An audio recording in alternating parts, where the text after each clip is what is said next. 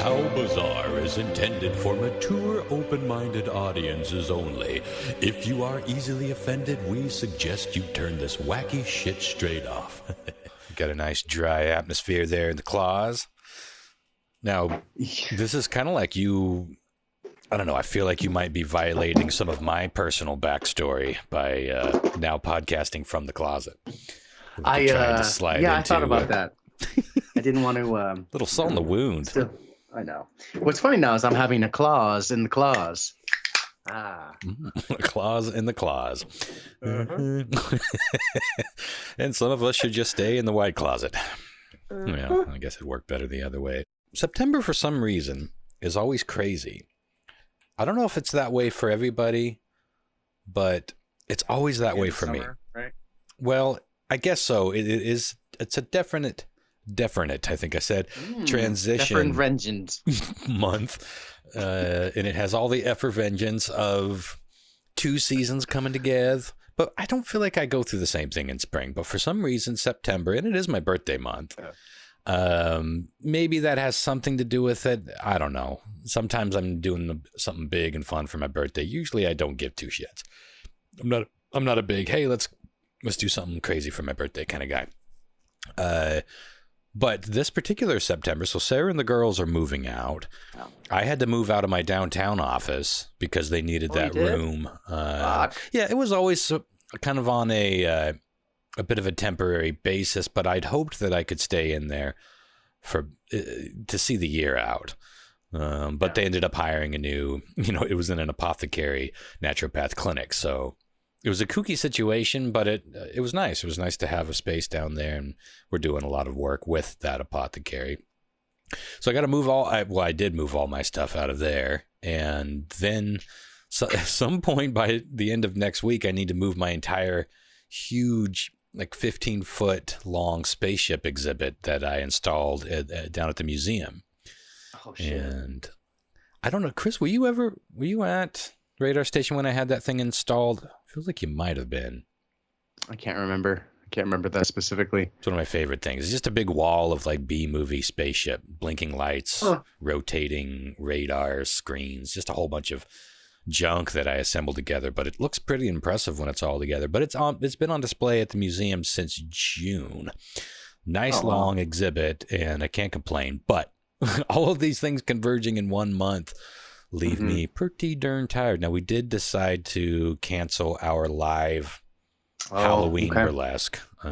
So we are going to do something online, but it isn't going to be the same thing that we've done. We've done 3 virtual shows now, and that was basically they are all recording their own mini segments, and then I was stitching them together with hosting segments, and they were fun, but we've done that, and I'm tired of it. I think the audience is tired of it. That first Halloween one was our biggest success with people watching it, and I think they got less and less watched as we went. But we're going to do something different this year. We're going to do, and we just came up with this, so we're going to all last to try to redo the entire show around a game show.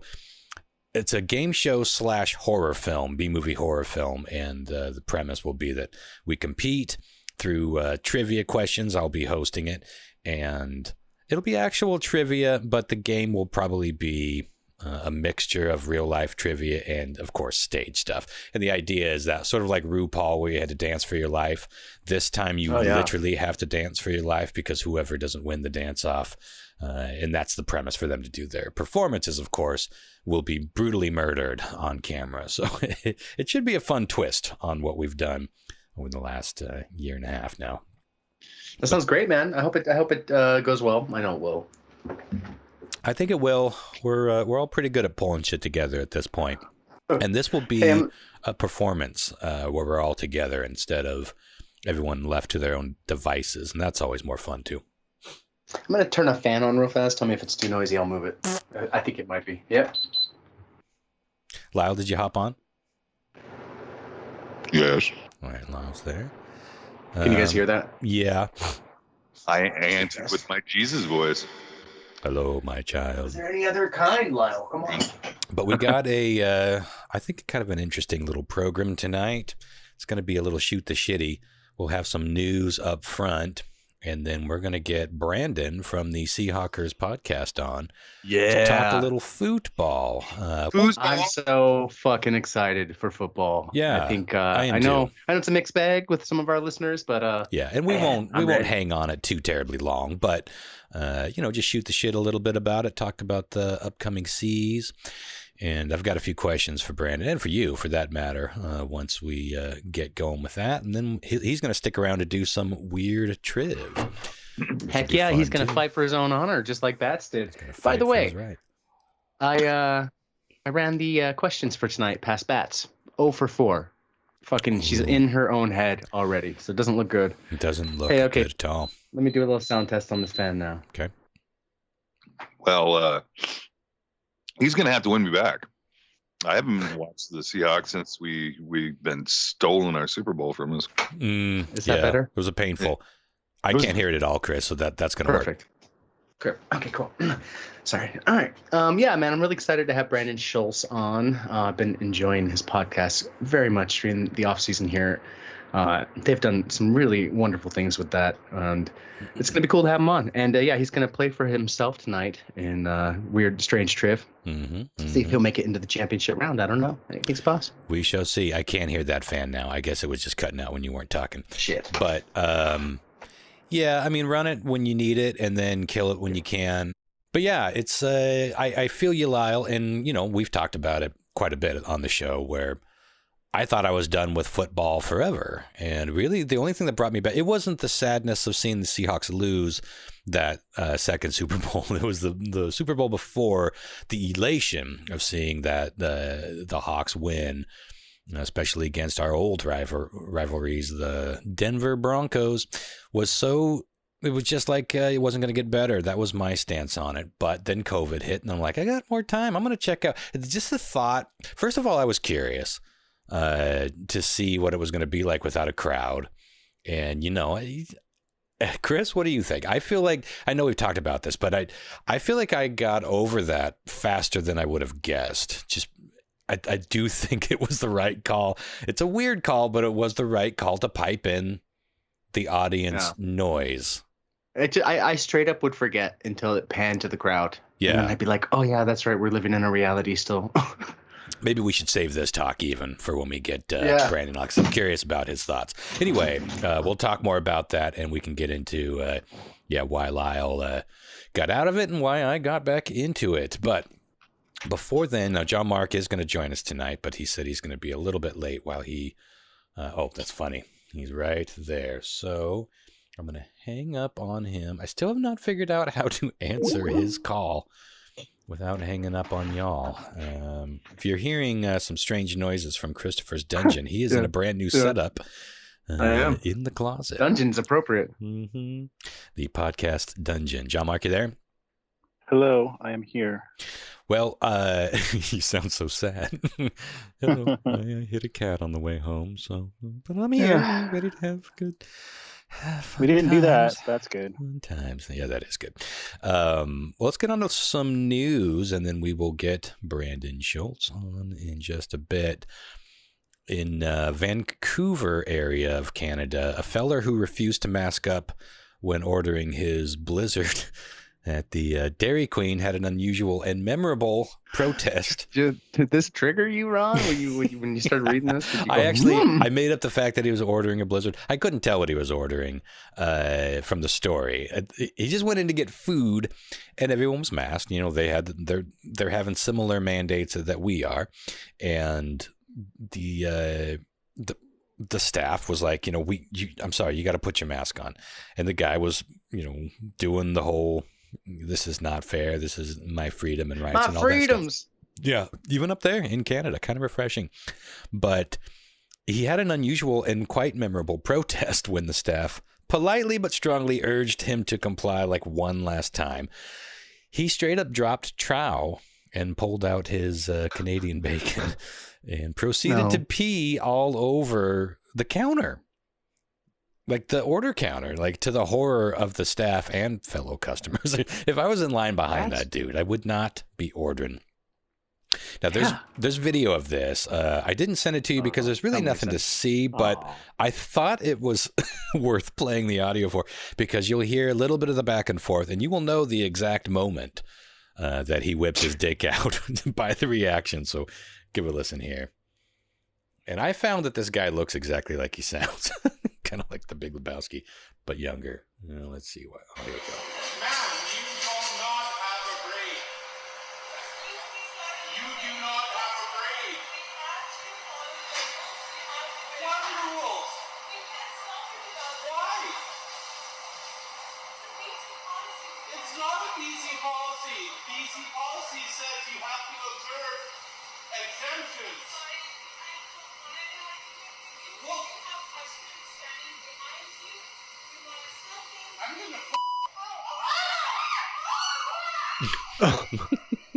Wow. Currently peeing. Now, he doesn't pee a lot. Then listen to this. Oh, I talked over it. He walks away and says, fucking psychopaths.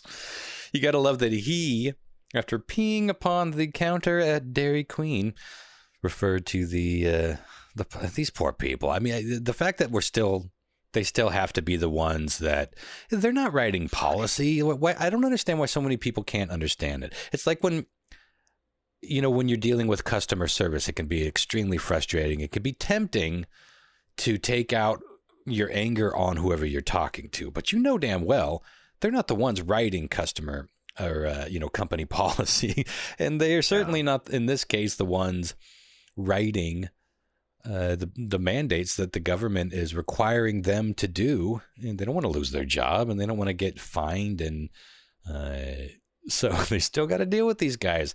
And anyway, I thought that was a new one. At this point, we have seen quite a bit of folks protesting the whole wearing the mask, and I've seen some ridiculous displays, but this is a new one to me.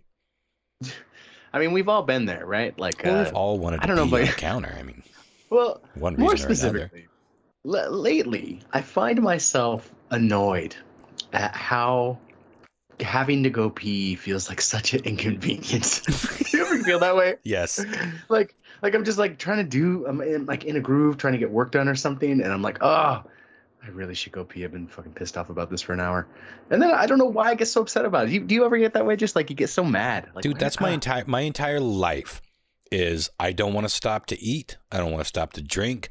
I don't want to stop to pee. Yeah. I don't want to have to sleep 6 to 7 hours a night just to function. I hate it. I hate stopping whatever I'm doing. So I feel you 100%. I do think that we might be in the minority with this line of thinking, because every time I talk like this, people look at me like I'm insane. But yeah, I feel you. Now, but what would it take? What would it take for you to get so fed up with that you either whip it out and just pee on a counter? Or let me ask you this.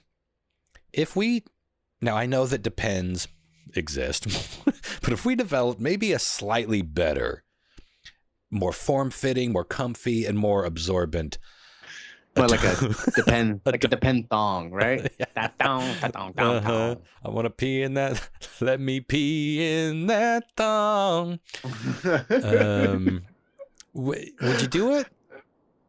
If I had just like a diaper I could wear around? Yeah, and we're not talking like, I got to go on a 9-hour drive, so fuck it, I'll do it. Or I'm going to go down. Just like day to day. Just day-to-day living. Day-to-day typing. No, Day-to-day types. I couldn't day-to-day type. Not yet. But I'm not above, like, especially during our epic podcasts, I wouldn't mind picking up like a stadium buddy or something. One of them things, you know? Yeah, well, I know that some of us have done our homemade versions. Now, I'll be honest. Mm-hmm. I have done it myself. Yeah. I have peed in an empty bottle. Sure. It's never enough. Isn't it funny how it's never enough? Like you could drink 2 beers. You start panicking. And you start panicking as it's reaching the top. I don't know if I can stop it. No. Yeah, we're committed. Uh-huh. I think that just might actually woke my eyes up to the reason why I don't like going to the concerts. Because you don't like to have. Oh, that is the worst. That might be the worst. Well, the thing is you're getting drunk every time you. Every time I go out, with my friends, and we go to concerts. Usually we are very heavily intoxicated. Mm-hmm. And when you sit in line for an hour to get in, or maybe 2 hours, and sometimes you got to piss. And then they have like 4 outhouses for Terrible. 300,000 people.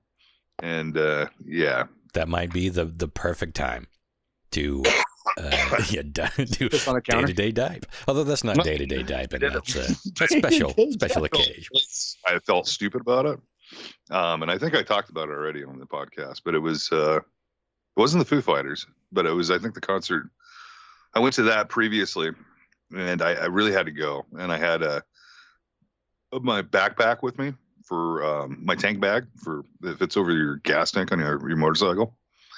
And I just kind of like, propped it beside the crowd, while we're sitting there fucking, I don't know, there's 100,000 people fucking walking in the line, and just whipped my dick out, started pissing. Uh-huh. People started turning around and look because they were hearing it, and they were like, most of them were pretty cool about it.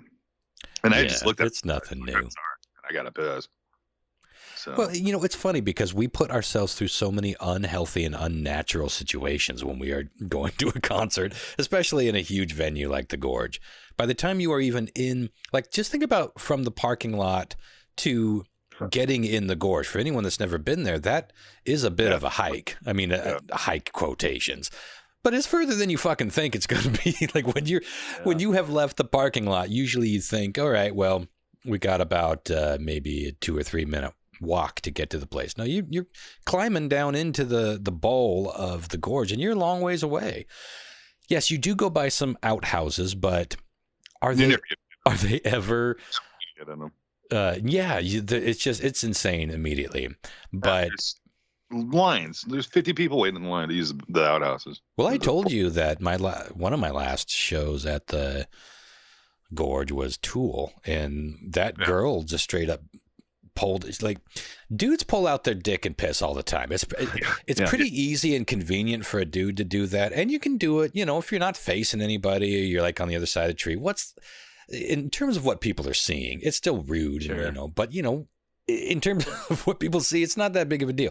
It's a much more graphic display and a much more probably embarrassing and hard and uncomfortable to do thing for most women. And this woman just fucking dropped trowel right in front of me and started peeing, and then I was walking by and it just splashed all over me. And I was like, well, I think I texted you guys like as I was at work. I was like, well, just got pissed on by a woman. Maybe there's 2. There are 2 different times that I got peed on at the Gorge. I can't remember if that was the same show or. I think it was because you were like, second time I got pissed on by 2 different women. Yeah, the same show. But it's that sort of thing. You know what I just saw, and I highly recommend. I don't think we've talked about this, but there's a new documentary on HBO called Woodstock 99. Have we talked about that? Yeah, you mentioned it. I think we might have talked about it when we were playing video games the other night. I don't know if we talked about it on the show. Yeah. If I did, I apologize. But you guys got to watch that. Yeah, I watched that. That was pretty cool. It's an extreme version of that, but so much of why that event went bad was the commercialism, like just the greed and the poor planning, sure, but they should have been giving bottles of water away at this thing because it was out in like 102 degrees. There were drinking fountains, but they were all nasty and they were broken and it was causing mud. And, this was 1999, so they were asking like $5 for a bottle of water, which doesn't sound like all that much until you realize they're out there for 2 or 3 days. And you're sweating and you're drinking alcohol on top of it. You're going to need more than just a couple of bottles of water every single day. And then you got to get in line and buy it. It was just anger upon anger upon anger. And then it just turns into this chaos. And I didn't really know it actually got that bad. I remember seeing footage back when you would watch MTV and occasionally there'd be something like music happening on there. And I remember seeing, Fred Durst surfing the plywood. That was a pretty indelible image. And I know that there are fires and stuff. And I didn't know all the other shenanigans. I did remember people dying. I did remember sexual assaults. One of the grossest things about the whole thing is just, there's a lot of nudity at these kinds of things in general. But at this show, there was so much unnerving groping going on. Like every time there was a girl that just wanted to be topless, just, out nude in the sun, just getting pawed and groped by like 20 or 30 dudes that are just in the crowd and just thought that they had the right to do it. It's really gross. It's a fascinating documentary to watch. It'll make you feel bad about people, but it's an interesting convergence of so many things that was happening in the world, in this country, in the politics, and in commercialism. And I think that a lot of that inadvertently fed into, I was thinking about, I was watching an interview with Lars Ulrich from Metallica, of course, the other day, talking about how, they beat him up brutally for his stance against Napster. And it's like, it's really interesting because he wasn't wrong. Like all he was saying is like, stop stealing our fucking livelihood. Stop stealing our music. It's wrong. You guys are all stealing from it. We all knew we were stealing. We knew that he was right. We just wanted him to shut up about it and let us steal.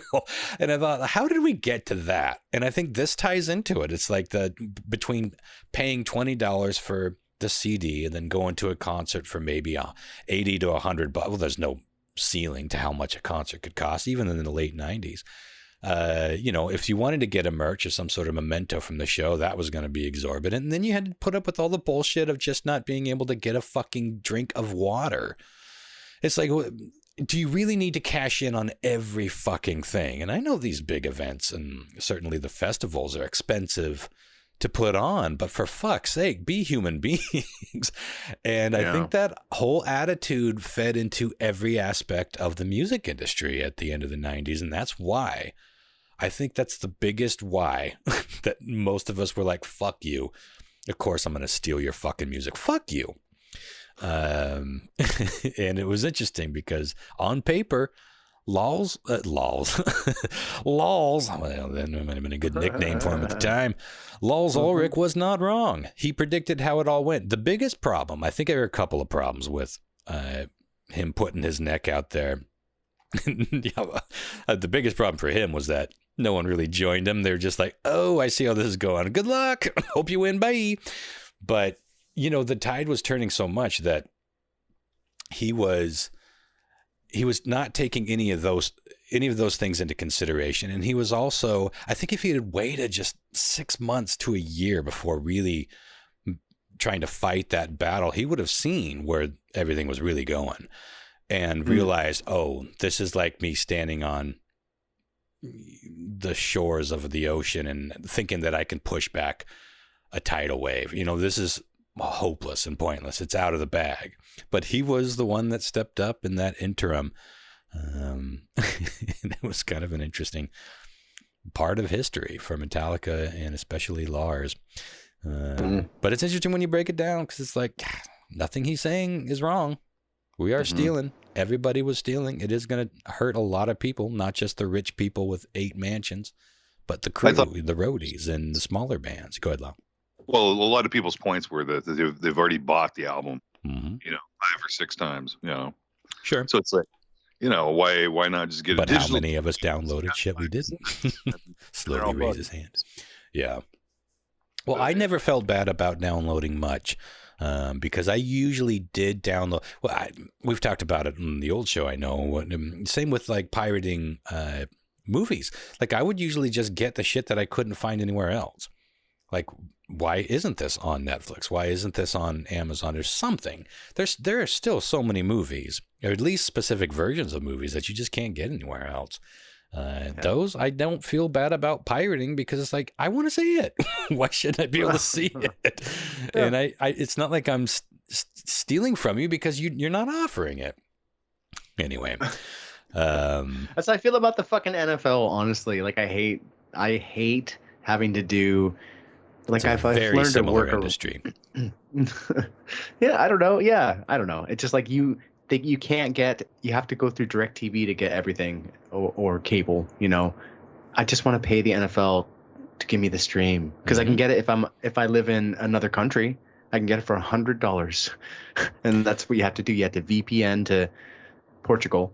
Yeah, VPN. And sign up for. Yeah, and then you can for $100 get everything you're supposed to. Well, that's a similar thing with Hollywood and music, for that matter. If you do VPN and you use these same services like Napster or Netflix, you get access to a whole slew of movies that are there. They're just not available in the U.S. And I understand things like licenses and all this, but it is interesting that it's all down to like borders. Like, this is nuts. I mean, someone figure this shit out for the better, and we'll all go along. Please. I think we've proven that most of us will go along in a paying and orderly fashion. Yeah, you're always going to have some hackers, but if you make your shit easier and higher quality, this was always the argument. I remember we talked about this 10 fucking years ago on the show. It's like, make it convenient, make it relatively affordable, and we'll do it. But if you take shit away, or you just keep fucking with censorship, or you take a film that we all loved and change it, we want the original. And guess what? It's LimeWire time, bitch. It's LimeWire. Is that still a thing? What the ridiculous thing about it is that, and we talked about it before when we had the betting guy. The guy that had all the bets and stuff about breaking down bets and the corruption. Brian Toohey. It's been since 2015 fucking the NFL's actually paid their taxes. They were forced to pay taxes. Well, a lot of corporations they fucking loophole. Like Amazon hasn't paid a tax. Yeah, they're Richies. Think about all their... It's so fucked up. It's bullshit, man. Meanwhile, it's total bullshit. We can go to prison. Where's John Mark? I need John Mark to get riled up right now. That they're just profiting off of the whole fucking... I'm riled. Trust me. Oh, there he is. Welcome, baby.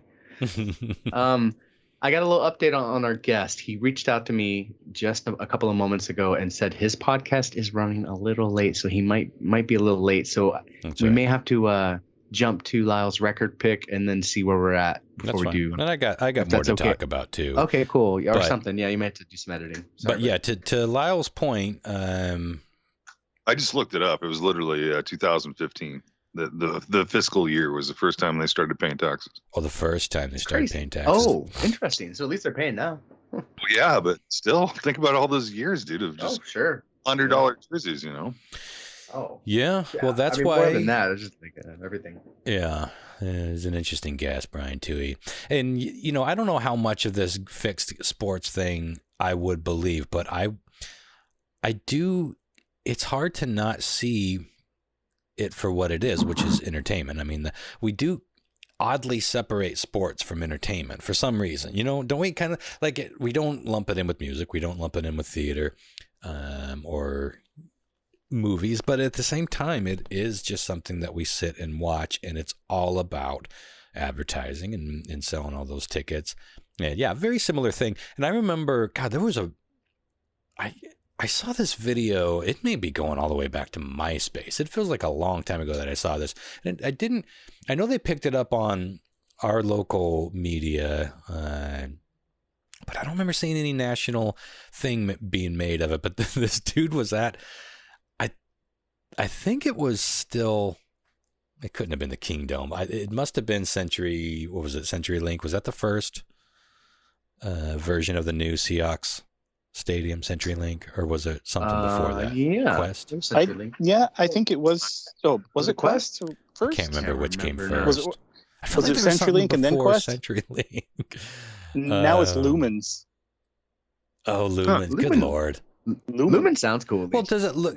Does that not prove the point that right fucking there, the biggest paying corporation is what we name our fucking stadium? We'll change it every couple of years, huh? Yeah. What was it? Remember basketball at the beginning of that movie? Yeah. It shows that descent, and it's like Tampax Stadium. What have you guys been doing lately?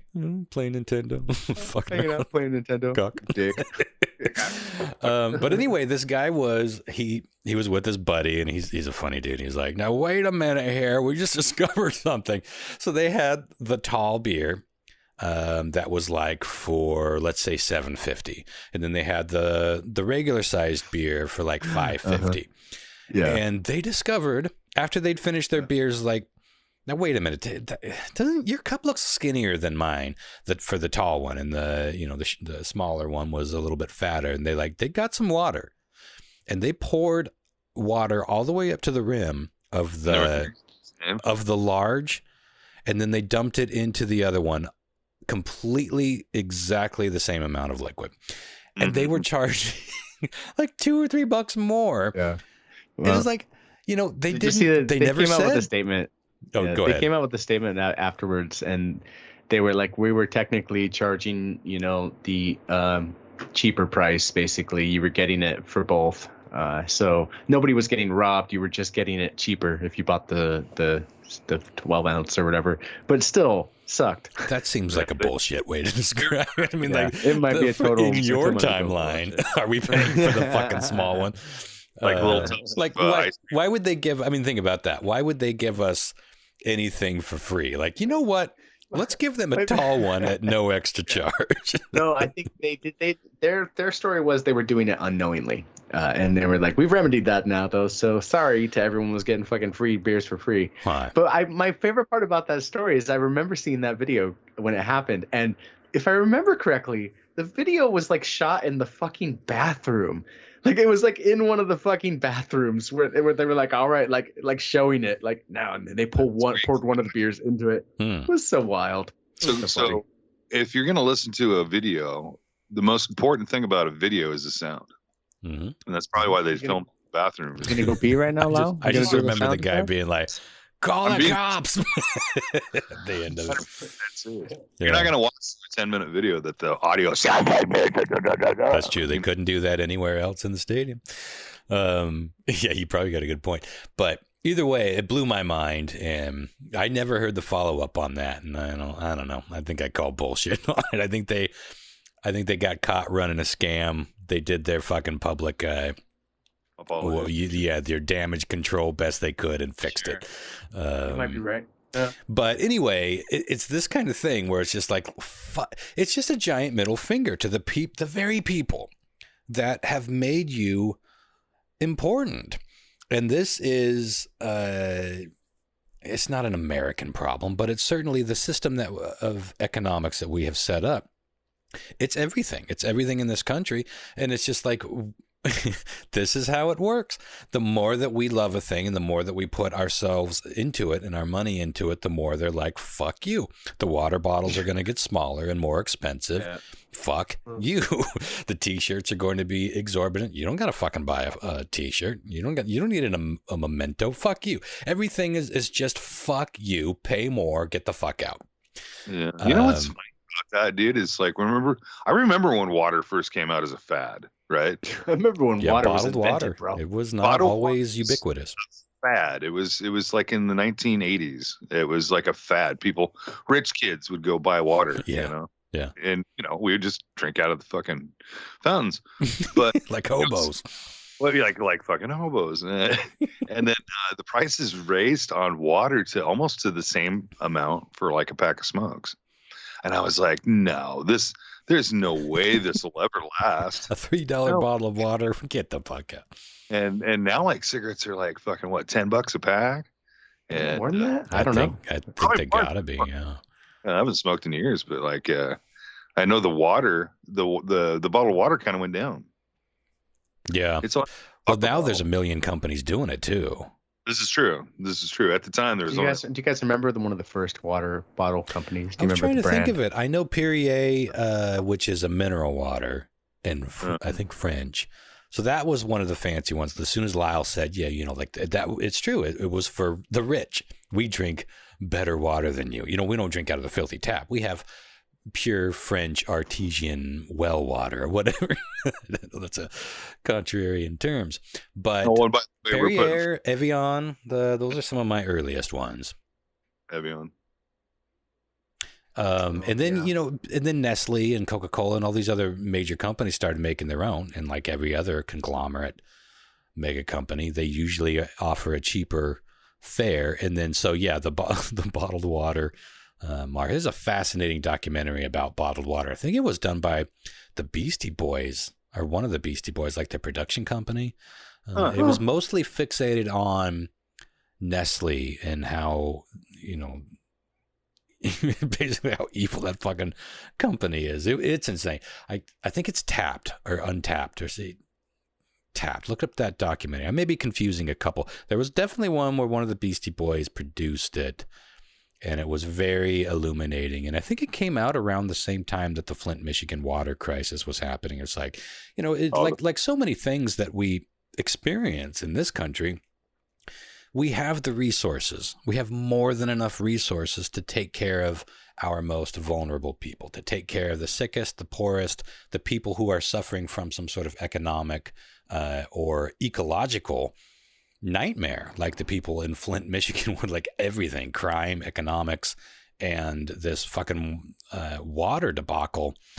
It is like we have all the resources to take care of them, but it doesn't make as much money as, once again, saying fuck you and find your own water. It's interesting. Anyway, I'm gonna move on to a couple more stories and see what you guys want to.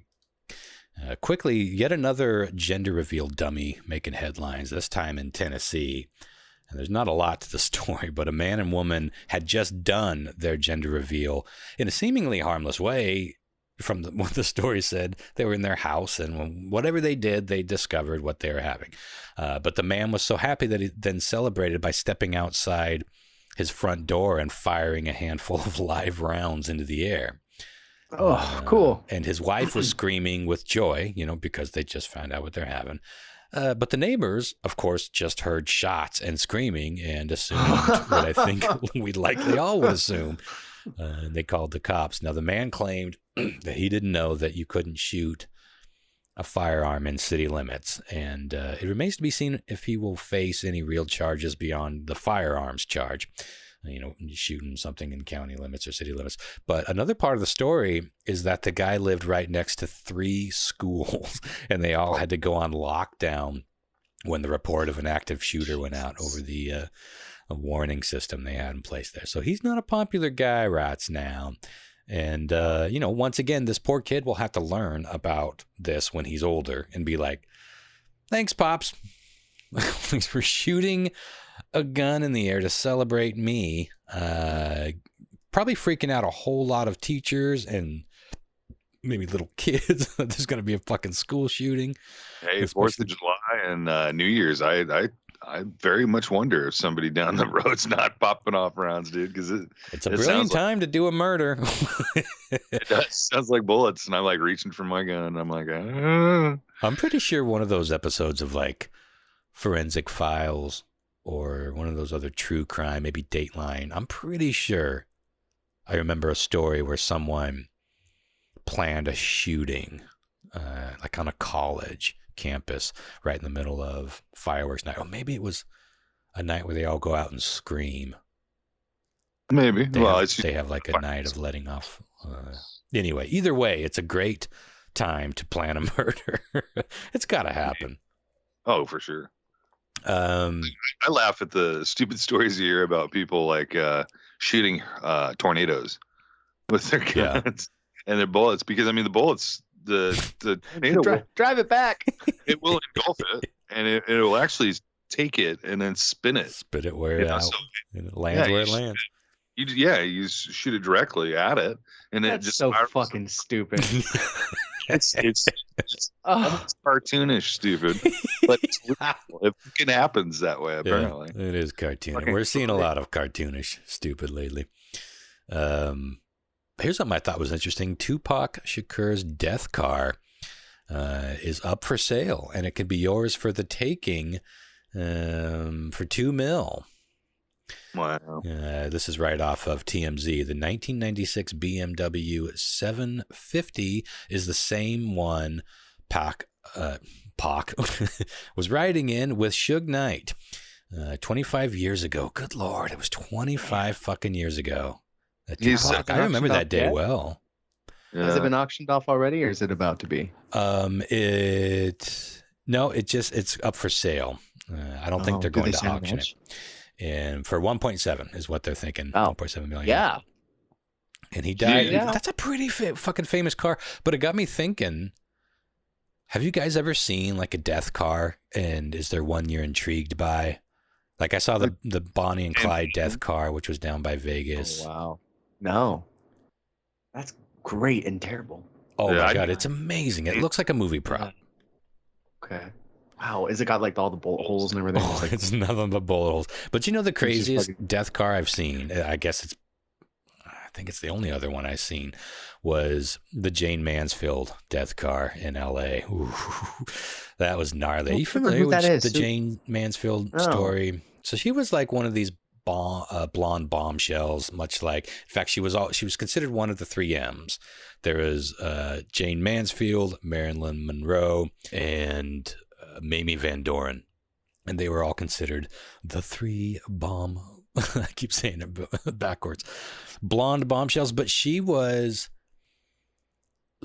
riding in the passenger seat, and the dude that was driving, there's conflicted reports on what happened, but basically they were coming up on a truck. This was back in the early days, and this truck had one of those long hanging backs to it. And so when they caught up to it, they didn't see it in time, and they slammed on the brakes, but it was too late, and they slid under it. So the shelf of the back of that truck, basically, the story was that it decapitated them. It didn't actually decapitate Jane, but it took the top of her scalp off.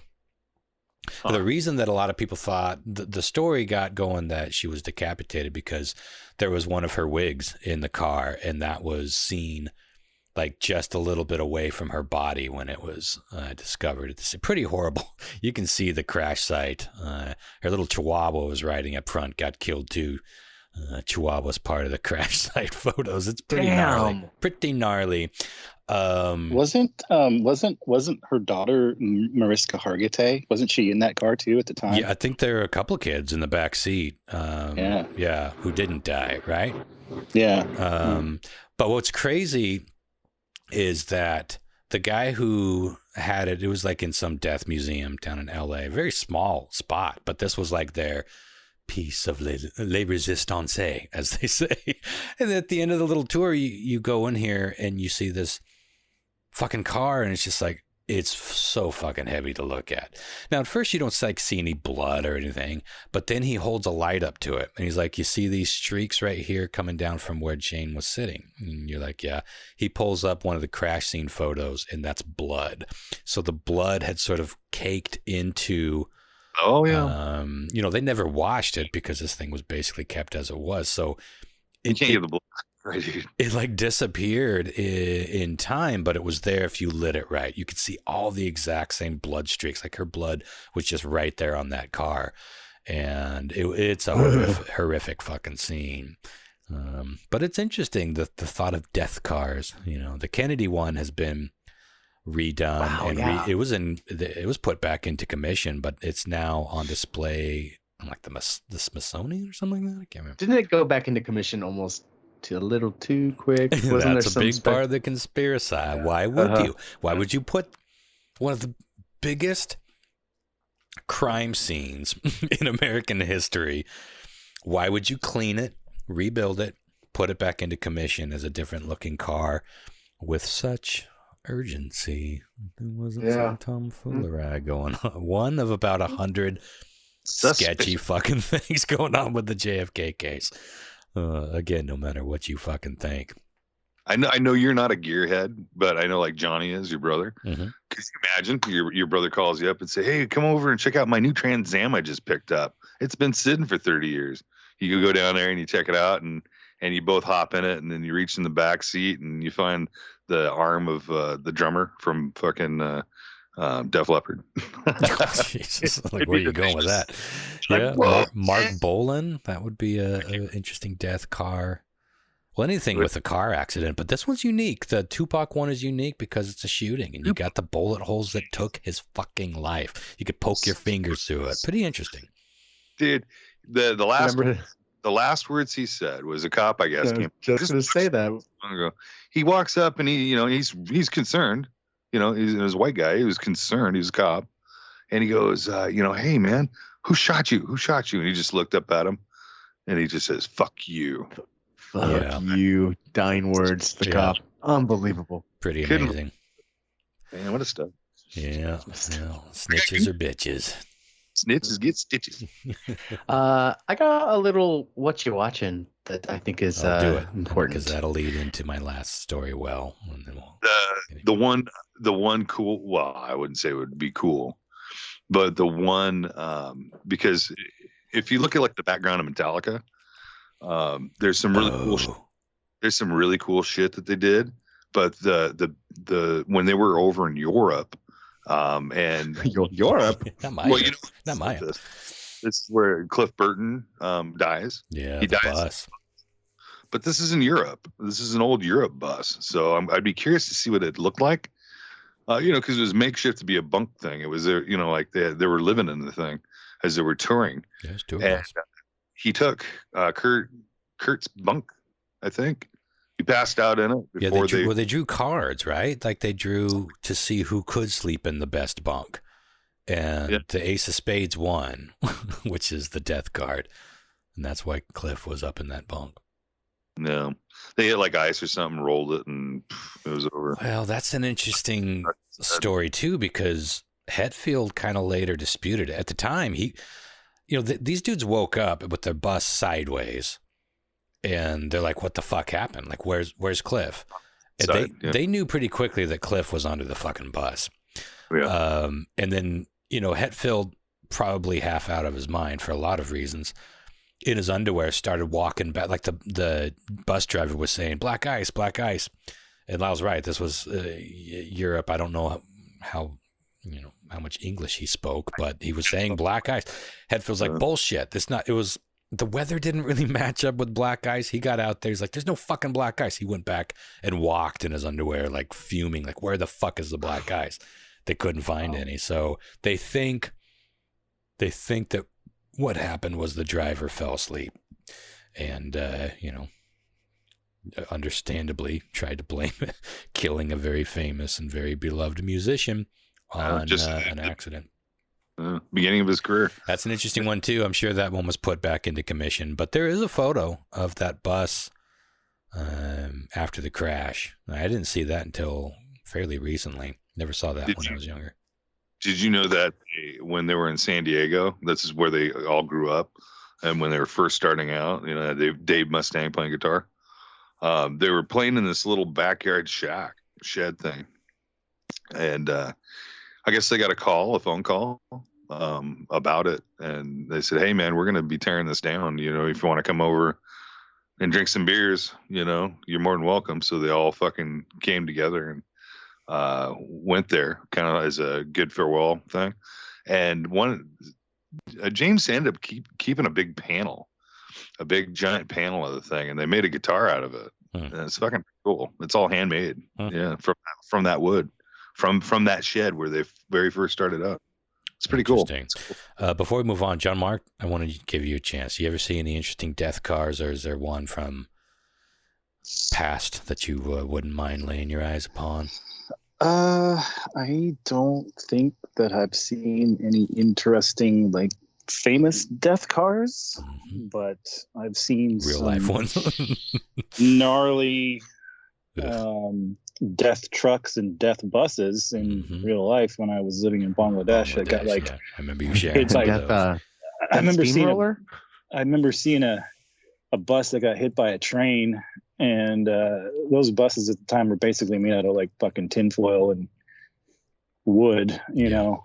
And the thing was just twisted all to hell, like in a spiral. Basically, it's what it seemed like to me in my memory. And I don't know what happened, but I can only imagine, because those buses are usually like packed literally to the brim of people on the roof and stuff, and just hanging on the outsides and shit. So I have to imagine that was probably a pretty gnarly wreck, unless the bus got trapped on the tracks and they knew, and everybody had a chance to like bail out. But I don't know, man.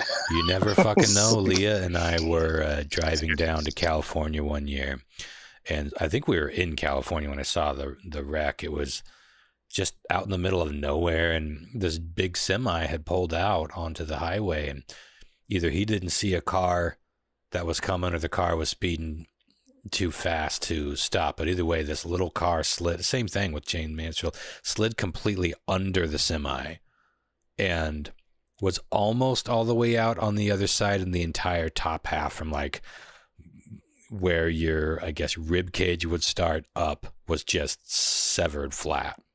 Oh, and it was like, there's no fucking way anybody in that car survived. And it wasn't until like days later that we got off the vacation. I was like, I got to look up that accident. And the driver did die. He was decapitated. But everybody else in the car, there was a passenger in the front and one passenger in the back, and they both lived. So they must have just seen it like a split second faster than the driver did, and were able to duck down. yeah. But can you imagine being stuck like that? Like you're the passenger, you're under the fucking car, or you're under the semi. You must be able to see just enough to realize your buddy to the left of you is headless, and you're like, I'm alive, but where am I? And what? I can't even imagine. It was like fucking horrific. And yet, a survival story. 2 people lived from that fucking wreck. So you never know what people can walk away from. It's crazy. I have a friend that something like very similar happened to. He's driving, like, I can't for the life of me remember what kind of car this is, but it's like a Mustang, but it's a different manufacturer, and I can't remember what it's called, but it looks like a Mustang, right? And he had these older ones from like the 70s or something like that. He was, I think he was getting onto the West Seattle Bridge, and there's like an on-ramp that kind of goes up and around the corner or something. And as he came around the corner to get on to the bridge, like a semi came up, and basically the back wheels of the trailer like mounted the top of his car. So like his car was in effect the back wheels of the trailer. And somehow he came out of that, I think, basically without a scratch, but it basically, you know what I mean? Yeah. Just like flattened his car, and he was in it, you know, just like smushed down while it was being the wheels of the trailer of the back of the semi. That's when you go to fucking buy a lottery ticket. Holy shit. So yeah. That's pretty fucking Your gnarly. cereal tastes better the next day, don't it? Chris, you got cut off a while back. Go ahead. What you got? I got oh yeah, one more time. Stroking. Stroke it to the left. Oh god. I have a what you're watching, and I do believe this might have been one that John Mark sold a while back, but to be fair, about 25 people have tried to get me to watch this show, and I'm so fucking glad I did. It is the anti-Handmaid's Tale, as in it gives you all those good feelings that you just weren't expecting, and this show is Ted Lasso on Apple TV. Yeah. I finally just I've had an interesting week. Most of you, well, you guys know, I on Monday of last week, I went to a work meeting at the Barcade with 5 other gentlemen and one gentleman's wife, all vaccinated. We shut the bar was closed, so we got together to talk about. They installed a Dance Dance Revolution machine, and we talked about new drinks. So that was my night. It was wonderful. Felt pretty comfortable without a mask at that point. 3 days later, I got a notification that one of the guys tested positive for COVID at that interaction. So we all freaked out because it felt pretty. I mean, we were in a closed space together for multiple hours. You know, it felt like if we were going to get COVID, that we were going to get COVID. So we all went and got tested, and I had to quarantine at my house with my kid because it wasn't certain if he would have been exposed or not at that point. So it was just a really long week of trying to figure this out. You know, I knew I was negative. That test back much sooner, but it was a holiday weekend, so you might have been one of the longest. Like, I've heard so many people that have gotten tested, and usually these days it's like 72 hours at the most. Typically 24 hours. You had to wait like, what, 4 days, 5 days? 4 days, yes. I got tested Thursday at noon, and I got my results today at noon. Yeah. It's fucking Tuesday. It's Tuesday. So that sucked. But everyone else had tested negative. I had no symptoms. I was feeling pretty good by yesterday that everything was going to be all right. So, but anyway, so yes, I had some time. But you tested negative. I don't know if you actually said that. Yeah, yep. Maybe I tested negative. So I think what happened was you know, he's a bartender. Somebody probably not vaccinated came in blowing their viral load everywhere. Because none of us got it from him, which I thought was really shocking. Like 6 people went out and got tested. And I thought maybe his viral load is lower because he's vaccinated, you know? I don't know. So Yeah, we're still learning about that viral load thing, but the fact that you were all vaccinated, you don't know. Could have helped. Yeah, Or you just could have for dodged sure. a Anyways, spitball bullet. totally. This thing ain't fair. But at any rate, you definitely should check out the show Ted Lasso on Apple TV. I know that's a weird platform, Right. but it is such a feel-good show. I almost said a feel-me-good show. I'm like one of those in the too, market for that. A feel-me-good show. Can you do me a favor? Yeah. Can you hold your tongue with your two fingers, thumb and a finger, Yeah. hold your tongue, Okay. and say apple? Mm-mm. Come on. Yeah. Come on. His hands aren't clean. That's not COVID safe. No, but let me ask you this: it's though. a good show. Yeah. So you got you got the. I'm assuming you signed up for, as we all do, the preview. How many times do you sign up for a preview, check out a thing, and then immediately cancel? I'd say 30%. Stick with it. Yeah, I've done it many times, but there are times also I'd say 30% I cancel right away. 30% I fucking forget about it, and it hits me later. And then 30% I'm like, I'm gonna keep this off us forgetting about it, right? It's only 90%. I'm not sure what's happening with the other 10%, but but it's great. Great show. Feels good. Margin Like of error. I reckon. John Mark, you said you've seen that. Did you? I think you, like I said, you recommended it. Yeah, he's turned a I lot think of people on I think we're all caught up. Season 2 is slowly unfurling. I don't know if we're how close we are to the end of season 2 right now.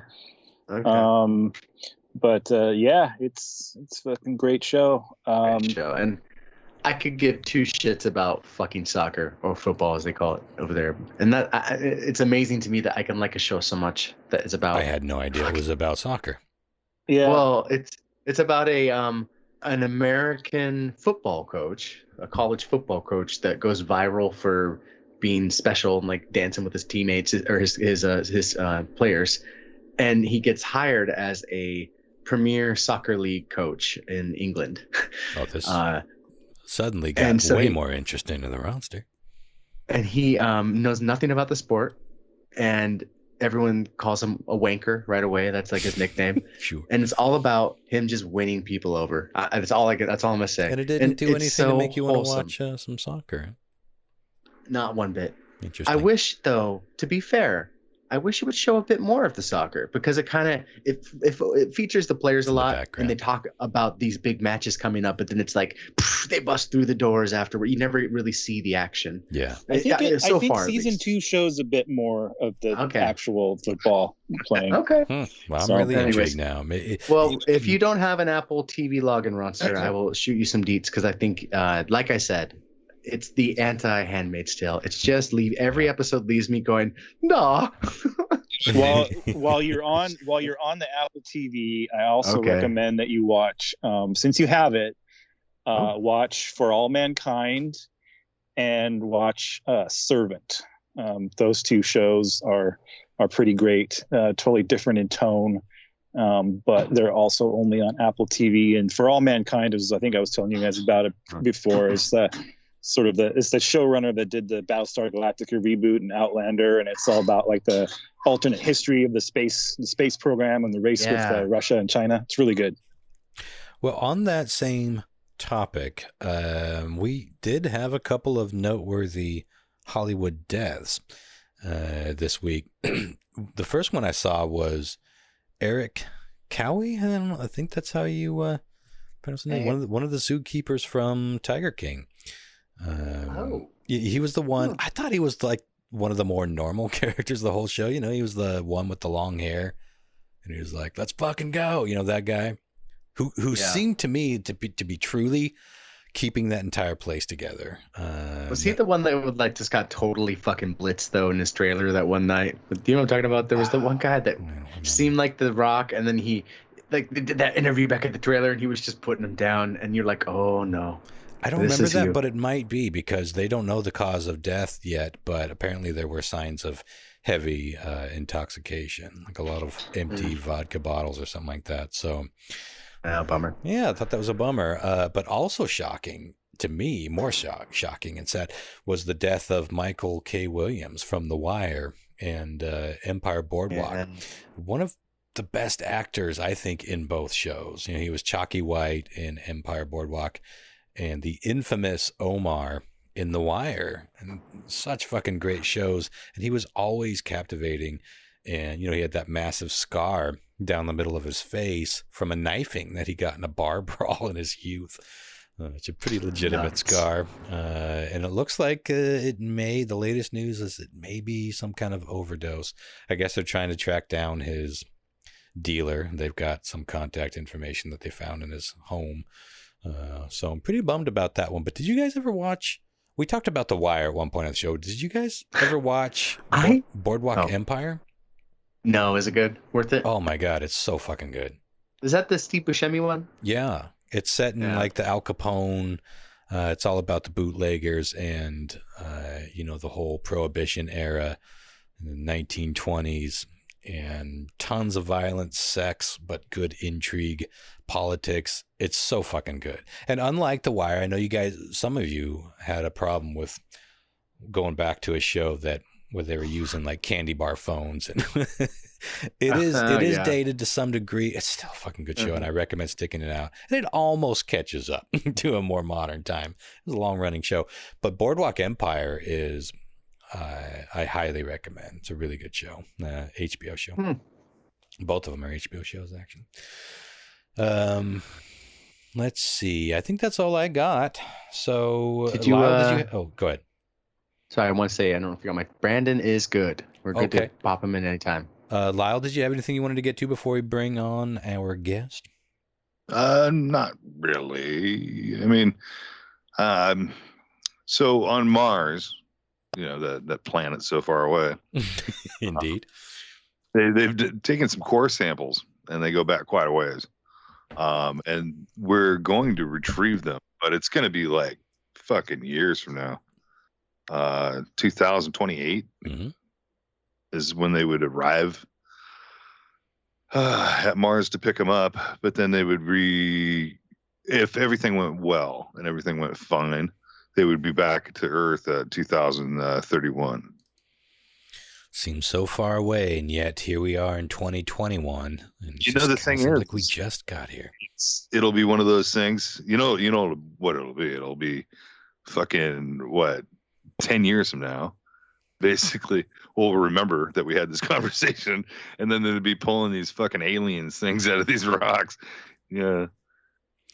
Or more. They're core samples from a giant rock. It does seem like we just keep playing with forces we can't possibly understand. Yeah. So it's like a chain of thousands of years of the Mars's atmosphere. So basically, like if you ever seen an ice core or anything like that done, you know, on Earth, you know, they could tell a lot of shit. They could tell everything that's happened over those years. So it'll be interesting, very interesting to find out what's in that little jewel. But, you know, it's going to be 10 years until we find out. Yeah, we go cracking things open like a fucking egg, and who knows what will wiggle out of it. Probably nothing. Probably. But we have no fucking clue what ended up on that planet. There could be life all over, crawling all over that, and we just don't know what we're looking at. No. Microorganisms, tiny people. There's a thought. I hadn't thought about that one until just now. Like Mars could be completely colonized by super tiny people, and their buildings look like rocks. Boy, egg on our face when we get those rocks back and they start taking us over. I would think if anything lived on Mars would be kind of like your under the ground culture. People living underground. Like the Morlocks. Well, that's what they're called, the Morlocks from Time Machine. Yeah. Your atmosphere is going to be closer to being the same because you're not going to be on the surface. Yeah, because the surface is pretty harsh. Yeah, anything could be under that surface. But the thing is they think there's a shit ton of water under the surface. Well, then definitely anything could be under there, like big-titted mermaids. Well, like that'd be crazy. Martian nothing good down there. There's nothing good. Yeah, Chris has no reason to feel hopeful. My mind's the big titty mermaid sounds fun for a second, but then you think about what might actually be under there. Something that's never seen the light of fucking day. Something that's slimy and scaly and not good. Well, there's that moon. I can't remember what planet that moon is around, but they think it's completely ocean underneath it. We know that. Yeah, anything. totally. sea serpents. Oh, man. Pollywogs. Chris, would you fuck a mermaid? Oh. No. This seems like something we would have asked him before.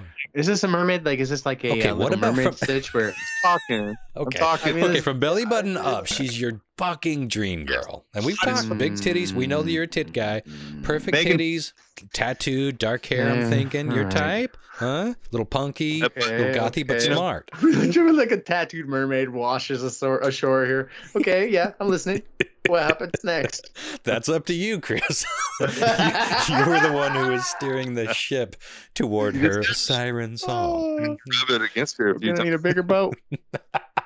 That's what she said. I want to hear the answer to the question, though. Do you think you could fuck a mermaid? Could you fuck a hot ass fish if from the navel up, the fish looked like your dream girl? I'd like to welcome to the show Brandan Schulze of the Seahawkers. Ladies and gentlemen, welcome. Oh, that must be a very... Well, no, you listen to the show. That wasn't confusing for you at all. Haven't See, this is you get. This is why I like your guys' show. These are the types of, when I was in the Navy, these are the types of conversations that we always had. And so whenever I listen into you guys, this is, it takes me back to those days. These are the exact types of questions that would come up.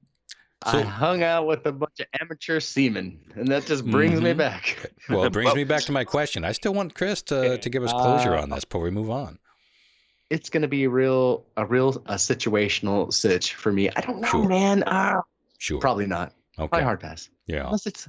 Ken just- You can't know until you know, but your heart tells you no. Yeah, my dick tells me no. More Yeah. importantly. Well, that would be the ultimate judge. Well, Brandan, it's been so long. God, I think we had you. I don't remember the last time we had you on this show, but we had you. Christopher and I were doing the How Bizarre News Desk for a while. We had you on one of those episodes. Yeah. Was it maybe about this time last year? Yeah, It was definitely sure. football centric. It was either right before last season or before the season before. Oh, was it that Probably long before ago? last season, right? It's You guys definitely haven't been doing How yeah. Bizarre now for more than a year and a half, right? Yeah, it was during COVID last year. I think it was Yeah. either right during or right before. Yeah. I remember we were talking about oh my god, I can't think of his name. Earl Thomas and his brother having like a crazy night with his anyways. Uh-huh. That's Yeah. right. Good old football tabloid stuff. Yeah. Well, Brandon, what do you think we can look forward to this year in regards to the Seahawks? How do you feel we're going to do? Man, I'm just looking forward to an actual season where we get to go to games. I mean, this is after what we experienced last year, and you know, it felt so sterile watching some of these games that even watching the preseason and seeing people in the stands and having fun, I'm really looking forward to being there.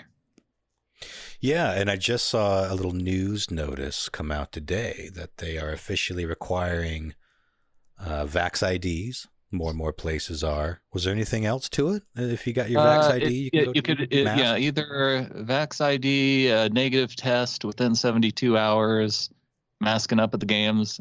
Yeah, whatever it takes. You know, if Exactly. whatever you need me to do, 5 cartwheels before I walk into the stadium. If I'm I get holding to you to watch that. football in I'm person, holding you to that. let's do it.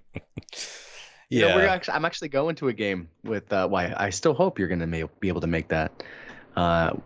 They bought a bunch of group tickets to a games, and I picked a couple up. So I'm going to hopefully be amongst the flock, the Seahawkers podcast flock. I'm excited about this. Oh, what game is that? Who are they playing?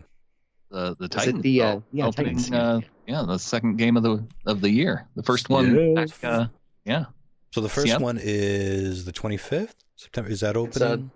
It's Sunday, right? It's this Sunday against the is it Raiders we're playing again? I can't remember. Oh, it's this Sunday? They play in Indianapolis against the Colts on Sunday. Thank you. Yeah. But then they come back home on the 19th, and then they play the Titans.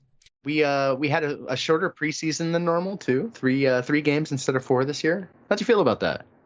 I'm okay with it. There was one thing after not seeing preseason at all last year. Mm-hmm. I realized that I really didn't miss it a whole lot. And so Really? when it came around this year, I thought I was going to be more hyped up to watch football just because the season's so long. And I had a hard time, and one of the things that the Seahawks did this year that they haven't done in past seasons, they didn't play their starters at all. So Yeah, we didn't I was see just any gonna say Russell I don't Wilson in ever. the preseason, Yeah. and so it made it a little bit harder to get excited about it. To be fair, though, and this is partially your fault, this was the first preseason I watched every game and loved a lot of it because I followed a lot of your podcasts in the offseason, so I learned about roster moves and who our three draft picks we got. So I was able to follow these things and enjoy it very much. So bravo to you and to Clinton Bonner and to Adam. So I really enjoy what you guys have been pumping out. It's been really great for my off season. And if you are into football at all, I'm looking at you, Katie Sergiev. You should be checking out these podcasts. Well, I don't follow the drafts. I don't follow a lot of the news behind the scenes. I've been watching the games again, and that's enough for me. But a few times over the past year, I kept seeing headlines, and I don't remember chasing them down too far, about Russell Wilson being traded. Was that serious talk, or was that just scuttlebutt? Yeah. Well, no, there were some reports that it got serious, at least to the point of another team, the Chicago Bears, making an offer to the Seahawks. But I will, for how this all got started, because yes, this was kind of the definitely for the more casual fans, this was definitely something that was going to hit your radar, I think. And yeah, it all started at the Super Bowl when there was like a camera shot of Russell Wilson sitting next to Roger Goodell, the commissioner of the NFL, because Russell Wilson won the Walter Payton Man of the Year last year. And, for all the charity work that he does with him and his wife, Sierra. And so he got the honor of being at the Super Bowl. And, oh, man, he looks so pissed. Sitting it was there not a good look. He was so mad because it's the game that he wanted to play in. Sure. And so part of that, of being the Walter Payton Man of the Year, he ends up going on these media tours, and he gets asked about this. And just based on some of his comments, they really took it like he was upset at the team and upset at his offensive line.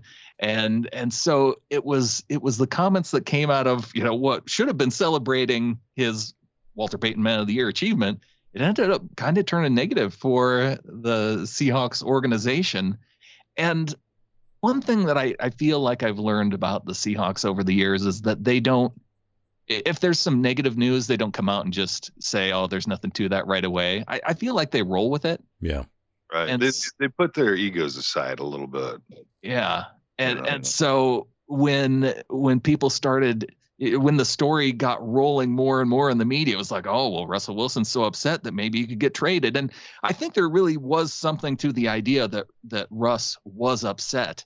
And there were certain things that he wanted to see going forward. And they fired their offensive coordinator for last year, so that they're getting a new offensive coordinator and wanting to make him Shane the Brain, right? Shane the Main Brain Waldron. There we go. And so plus going into last year, there was the big thing about, oh, he's never had an MVP vote, and he was playing so well through the first half of the season, and then it really fizzled out toward the second half, and he still never got an MVP vote. So I think all that together kind of led to all this speculation, and I don't think that the Seahawks were ever seriously considering trading him, because when you have a top 5 quarterback, it's not something that happens. We've seen, the other news with Deshaun Watson, with all of his escapades in the media this offseason, and for the Texans. And as for people who don't know, he may have he has a thing for massage therapists, it turns out. And even then, even with that, and him getting into legal trouble, and him being one of the top 5 or 6 quarterbacks in the NFL, and him wanting he should go play for the Cowboys and Jerry Jones, really, right? With those similar interests. But even with all that, that guy of that talent level couldn't get traded when he wanted to be traded. So I don't think Russell Wilson was ever going anywhere, but it definitely made the headlines for something that people to talk about this offseason. Sure. Interesting. This whole episode taught me more about how shitty the media is than many things have. Like just how things get picked up and blown out of proportion. And it was wild. I hated every second of it. Well, I want to talk quickly about, I mean, we have to mention Sherman, right? He's not a 49er anymore, is he? No, he is not with any team right now. Former Seahawk Sherman. Now what was the exact charge? And has he been formally charged? Was it abuse? Initially it came out that he was charged with, it was something, it was a domestic violence charge. Right. And so everybody was really surprised when that came out. And I think what happened was if you've seen some of the video, like he was at his in-laws' house and banging on the door and trying to get in, but there wasn't anything necessarily physical between him and any other family member. So that's why but because it involved him and family members, that's why it ended up being a domestic violence charge initially. Mm-hmm. So I think that the worst charges that might come out of it is drunk driving. Yeah. And I don't know. I don't really know where it's going. So is he a free agent? Where's he at? Is anyone looking at him? I mean, I wouldn't mind him seeing time with the Seahawks again. That's what I was thinking. It's like if he's just kind of in redemption the story world. time. Come on, let him retire. Redemption. Yeah, especially if he didn't beat a bitch. I was going to have a different opinion if that story went. Just I the door. I never really knew the just details. The door.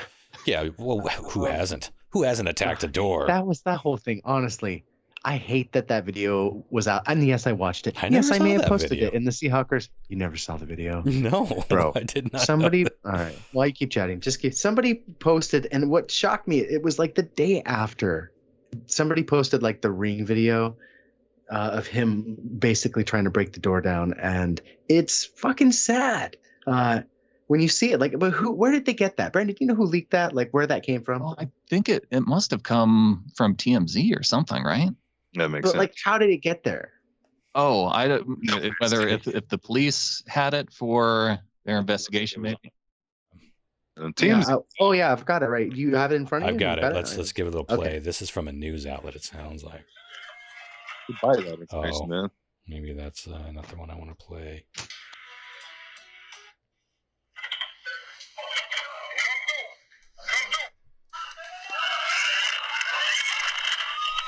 Going hardcore on that door.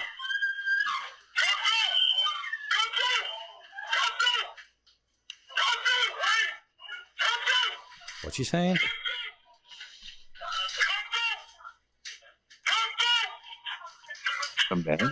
Come through?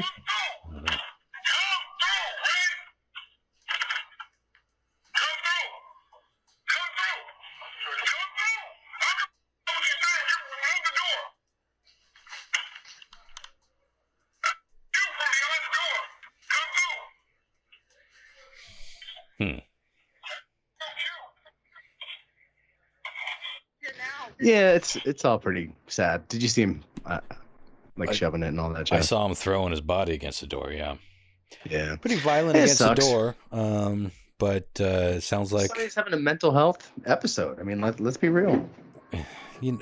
Here's the thing. I mean, I don't want to. Obviously, I can't weigh in one way or the other on what happened, but domestic episodes can escalate rather fucking quickly when you're. I mean, when do you get more heated than when you're like passionately arguing with somebody that you are deeply connected with? And some things can look pretty fucking crazy from the outside looking in. You have to think this is also the first year. The first year he's never been employed since he's been, and this is the first year he wasn't on a team. Am I wrong, Brandon? This is like the first year, right, that he wasn't playing football, and because he got released from the 49ers, and like that's got to be a lot. That has to be heavy on him. I don't want it to sound like we're making. I'm certainly not making excuses. If this was like a domestic violence and he's like beating anybody, for sure, no excuse. No. And this does look scary, evidence. But I've done some shit that if caught on camera would make me look like a pretty bad human being. And it was mostly like in the heat of those kinds of passionate things, unhealthy relationships or just being in a stressful spot. Yeah, I don't know. I guess I'm wanting to give him the benefit of the doubt, even though he turncoat on us and went to the worst possible place ever, although the 49ers, God bless them, this past year.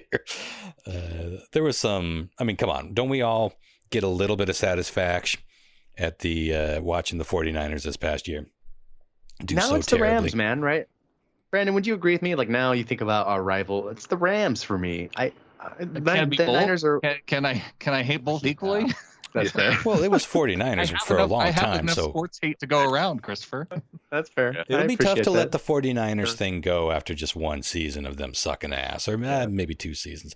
But for me, anyway, I'm still having fun hating on the 49ers. But you think the Rams are where we should turn our anger these days? Yeah, Chris?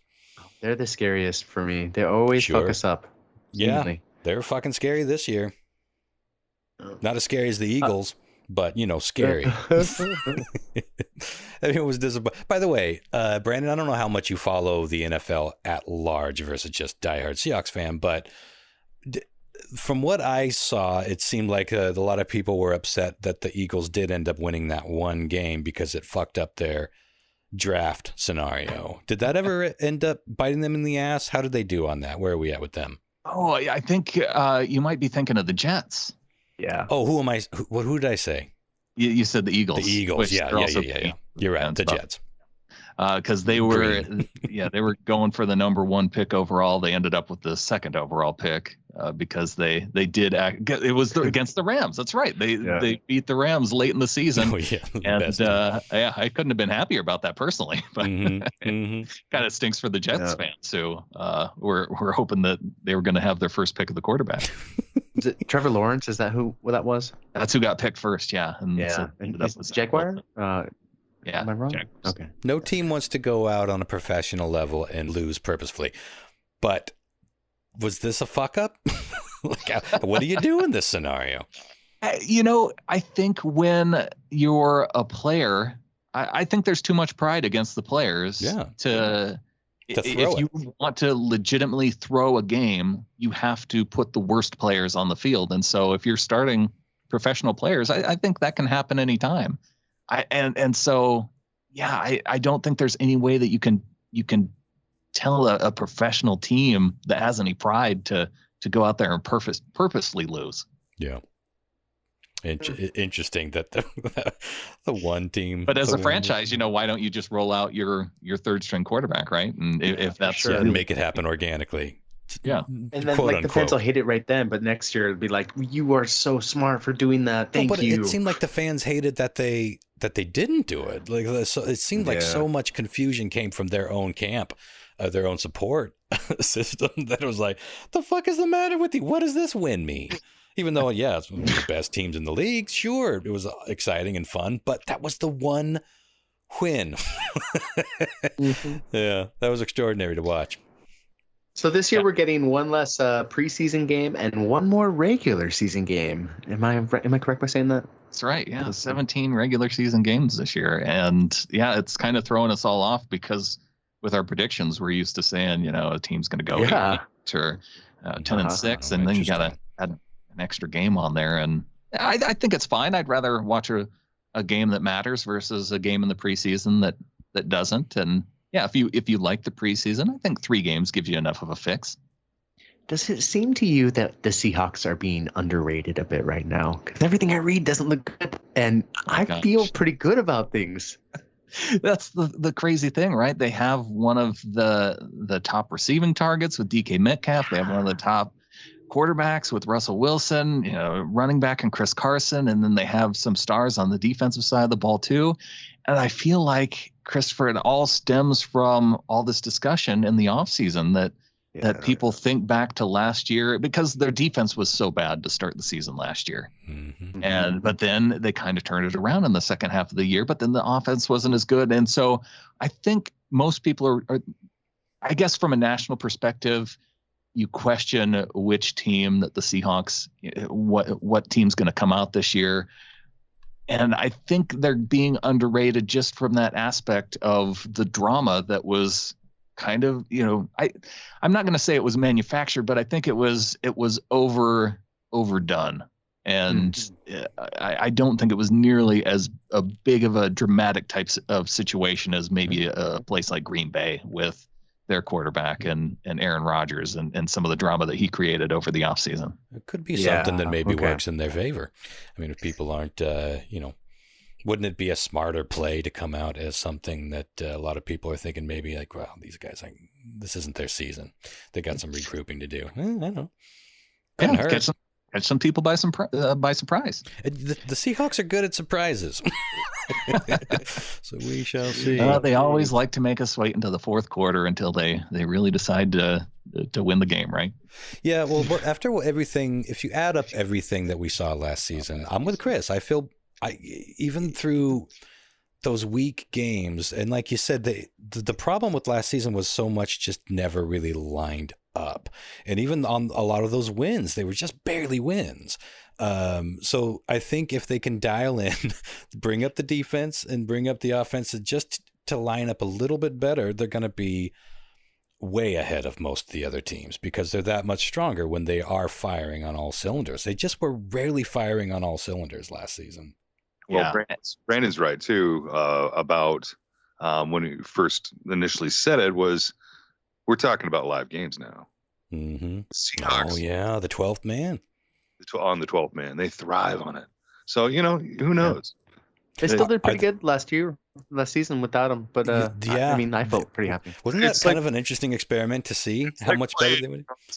Chris, it's like playing a concert. For sure. With 2 people and then like 10,000 people. Oh yeah. So we know they're going to be masked and vaxxed. Is it going to be a full? Are they allowing full stadiums now? Seems like they are with baseball. Yeah, it's full stadiums. Well, the 12th man will be back in full swing. Has that been happening already in preseason? I haven't seen any preseason games. Oh yeah, they had crowds there. How's it been? Where are they at right now with the preseason record? The first 2 games were not good. With the preseason, they can be trying some dial things it out. in, get funky. Yeah.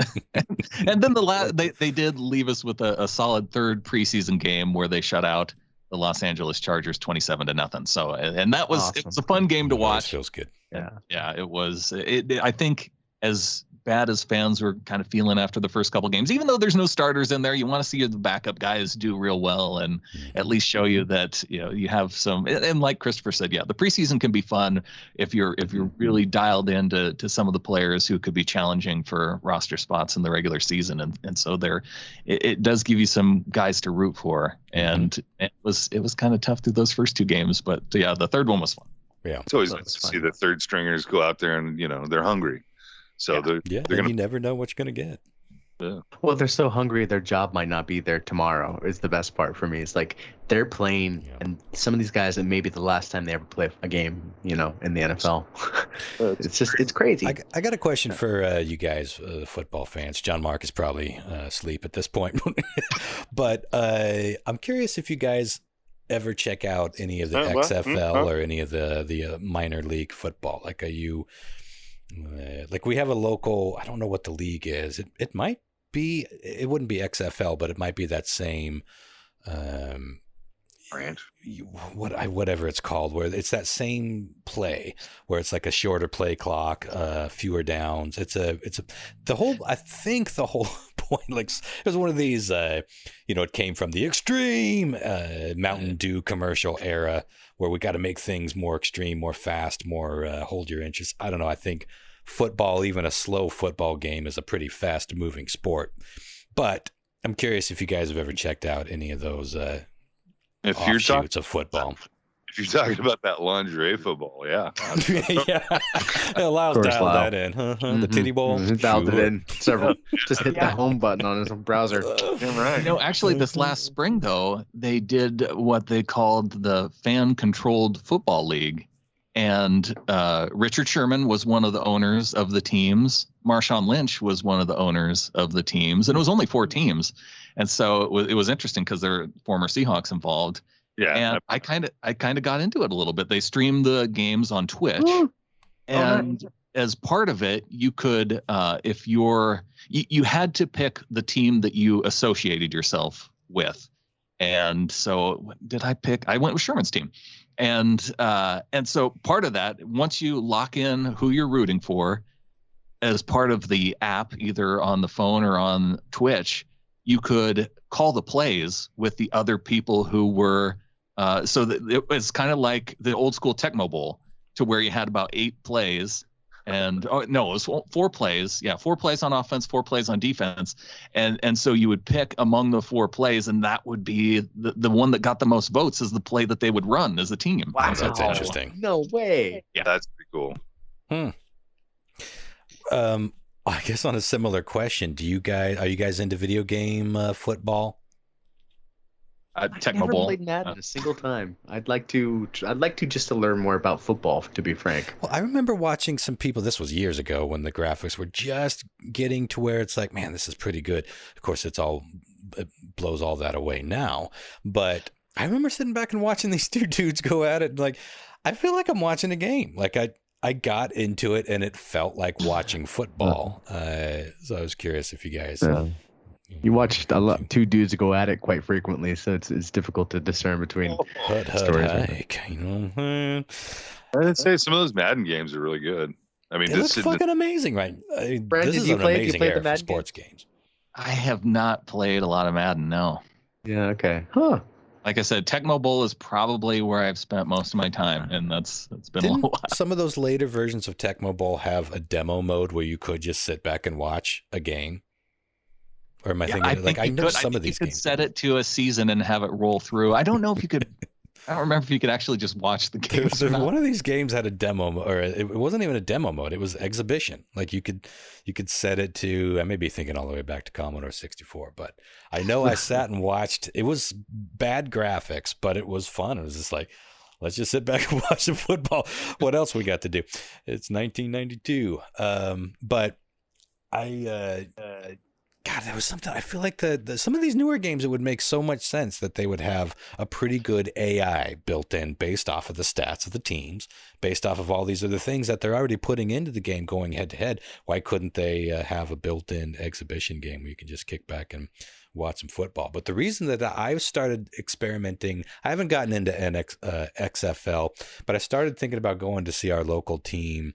That's one of these minor league offshoots of that style of football, because I was getting back in, COVID pulled me back into football, and I was like, I'm balls deep into this again. And after Sunday and Monday night and then Thursday, whatever, when it's like, oh, there's no football tonight. I was getting to that point where I was like, oh, bummer, there's no game tonight. So I started watching college football and started dabbling in other football that I never really follow. I used to watch quite a bit of college football, actually, but I haven't in like 10 fucking years.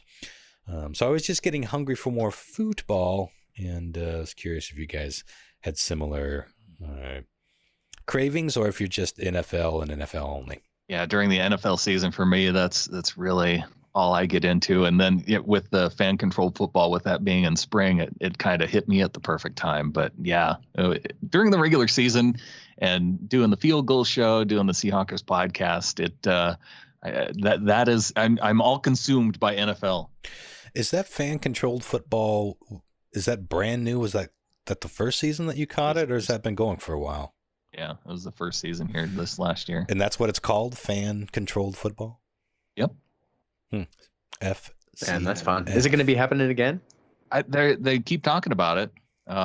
They're talking about maybe adding some new teams, but it really was because of everything going on with COVID. They had everybody all in the same place, so they didn't have to worry about traveling at all. Just all the players were at one spot, and they could have all the games at one spot. It didn't really matter if there were fans in the stands or not, and everybody could just kind of play along. And yeah, it was the interactive part of it that brought you in more so than the because you felt like you're impacting the game in some way, because you pick what play that you want to go, and even there's some of us that have a Discord group with all the other owners of the team, and because they refer, if you because you can actually buy in an ownership stake.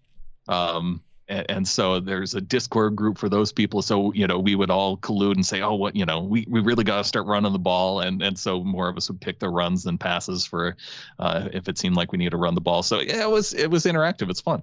My screen name would be Chuck Knox 69, and I just nothing but run the ball. I'm in. I'm curious to check that out. That sounds intriguing. I hope that becomes a thing. I hope that grows. I'll let you know. I'll let you know when it comes up. Keep me posted. All right. Well, Brandon, I was hoping you would stick around and represent yourself in a round of Strange Triv. You down for that, buddy? I am down because every time Ron has represented me in the past, I have been a loser. Shocker. Yeah. We've all been there. Brandon. It's okay. When Ron represents, we all lose. We all suck. Okay, so let's do a quick little break and reconvene in about 2 minutes. Perfect. Don't hang up, though. Okay. Just listen to us speak. Bye. See you back here in 2 and 2. 2 and 2, buddy. Brandon, are you playing anything right now? No, this football season starting, that's usually when what game was I playing? Was it Phoenix? Is that the name of it? I don't know that one. I can't remember if you're. I don't think I have PlayStation guy. Is that like sort of like the God of War Light, where it's like the Greek? Yeah, Immortals, Phoenix Rising. That's what it was. There you go. Yeah. Okay. Yeah, it is kind of God of War style, but more cartoony. There is a great game out right now called Hades, and it's on all platforms, and it has taken my life once again. Oh, I have heard that is very addictive. It's very fun. We had a little game night the other night where we're going to start testing some game streaming. And so first we did Jackbox games, and Ron and Lyle got on, and Bats, and we all played Jackbox, and it was really fun. And then I just started streaming Hades, and they watched for a bit, and it was really fun. But it's a great game. If you have an opportunity to pick it up, it's really wonderful. We just got the new Overcooked. Yeah. Oh, is it 3 or 2? Well, it's 2 and 1 and combined with some new levels, and we haven't gotten into it yet, but my wife and I played through all the first one, we played through all the second one, and we were. Let me ask you, are you fighting during this, or is there do you have a fucking process down? Because I fought eternally with who I tried to play this with. Oh no, we get that nailed down. We're so dialed in that okay, once we get 3 stars, we think, okay, now what can we do to really shave time off so we can get 4 stars? And yeah, I think that's a sign of a good relationship, Brandon. You can communicate well and work under pressure. It has been. Let's see, what year is it? It's been over 20 years now. What year are we? Oh my god! I think no, it'll be 20 years this December. Oh, you better fucking have some special plan, buddy. Come on. I probably should, yeah. You're like, shit. Now you got pressure on me. Fuck. Okay. We're going to do a follow-up show in February, and I want to hear all about it. Okay. We're all back? Yeah. I'm here. Brandon's here. You guys ready to have some Strange Triv? Oh, is one ever truly ready? Do we know who we are playing for this week? We do indeed. As always, we pull from our Facebook commenters here. So Lyle's going to be going first since he did very well last week. He actually came in second right behind Bats there. So Lyle, you're going to go first. You're playing for our friend Cheryl Martin. John Mark will be going second there. You're playing for Katie Sergiev. Ron, you'll be going third. You're playing for our buddy Thurston Gore. And Brandon will be playing for himself. So if you win, you have to come back for the championship to represent yourself again. Oh, so this isn't... Where are we in the championship? We are... Well, depending on what happens here, if Brandon wins, you guys have to go another round because you still need somebody to represent. Okay. So yeah, if you guys win though, next round will be championship round. Sounds good. Okay. Question 1. SpaceX just launched another shuttle heading for the ISS. This time, the shuttle is packed with over 5,000 pounds of supplies. Included in these supplies, heading for the space station here, are these. Except for one, I made one up. Which one did I make up? What's heading up to the ISS? Is it A, avocados, B, ants, C, sea monkeys? Sea monkeys. Shit. Or D, a digital copy of Kanye West's new album, Donda? Which one is not true? Damn. Again, Huh. avocados, ants, sea monkeys, or Kanye West? Now, wait a minute. Digital Is ant form. spelled AUNTS? It isn't. Good question. I'm not In gonna- space. An ante? Okay. That doesn't. Lyle, what are you going to go with, buddy? Culture's always good to have. So I could see the music. It doesn't matter if it's Kanye; it could be We anybody. need more culture in space. Yeah, well, it's something, because you'd get bored as hell up in space. That breaks it down to two things: fucking shrimp, maybe your sea monkeys. Brown shrimp? Brown shrimp. Let's say your ants, or what was the other one Avocados. again? Avocados. Oh, avocados. Huh. Well, it's perishable. They'd have to down it fast. That's true. I don't know. Lower oxygen. Just like Kanye. TikTok Kanye. This is I you would have too. thought he would have perished a few years back. I ain't gonna lie. This is definitely me. Yes. A career still. I'm gonna say what's not true is the Kanye. You're gonna go with Kanye. Okay. Yeah, Sit it's me down. probably true, but I'm just gonna go with it because John Mark. Well, originally I was thinking avocados because, like, what the fuck would they be doing with avocados up there? And I was like, well, maybe they're going to eat them. yeah, It's it's delicious. Guac in space. and so I think I'm gonna have to go with the sea monkeys. Okay, putting you down for a sea monkeys. No, Are you mixing your tang up right now, Roster? that's mermaid. not me. Yeah, no, it's actually olive oil and balsamic vinegar to dip some delicious olive bread in. Ooh, Be careful. I know where you live, it'd bitch. be good in a bowl Okay. of brine shrimp. Ronster. Well, I am leaning toward sea monkeys, but I feel like that might be a bit of a I can't think of a witty herring.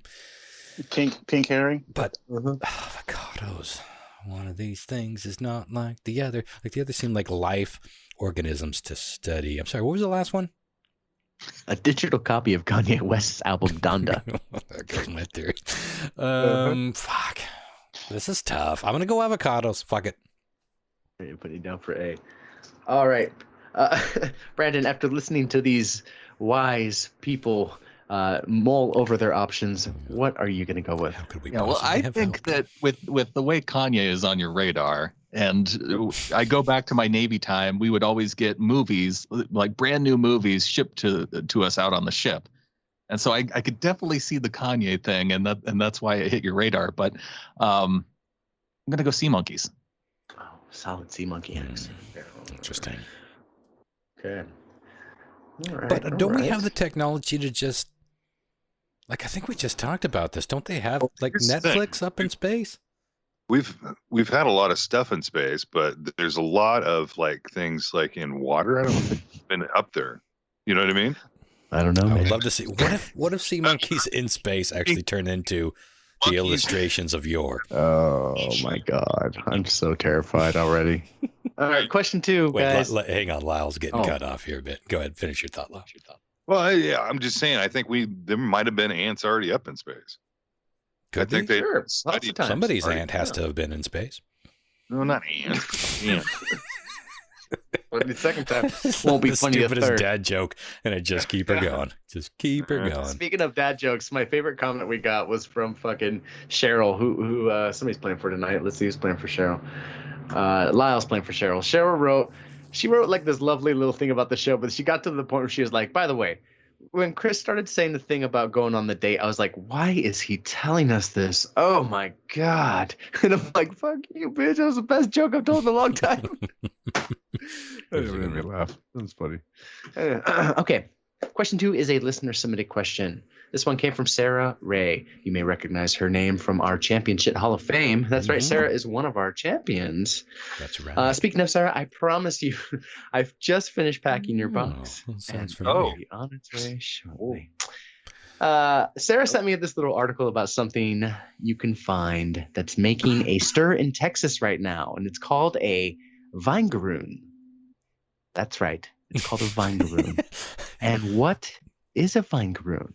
What is it? This the vinegaroons made headlines recently. So what is it? Is it A, an acid-spitting land lobster from hell? That's right, you heard me. Is it B, a swingers club for residents 70 plus? Vinegaroons. Vinegaroons.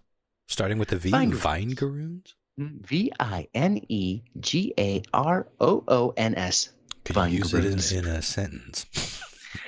Okay. I went to the Vinegaroons Swingers Club last night and got herpes from a 70-year-old woman. Got it. Okay. C, a women's right. Excuse me. Nope. C, Ron, edit this so I sound good. Sure.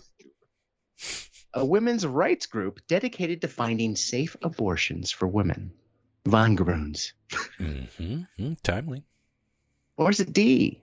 Someone who Nope. Someone who prefers to do yoga both in the nude and in public. Vinegaroons. Vinegaroons. Again, what's a vinegaroon? Is it an acid-spitting land lobster?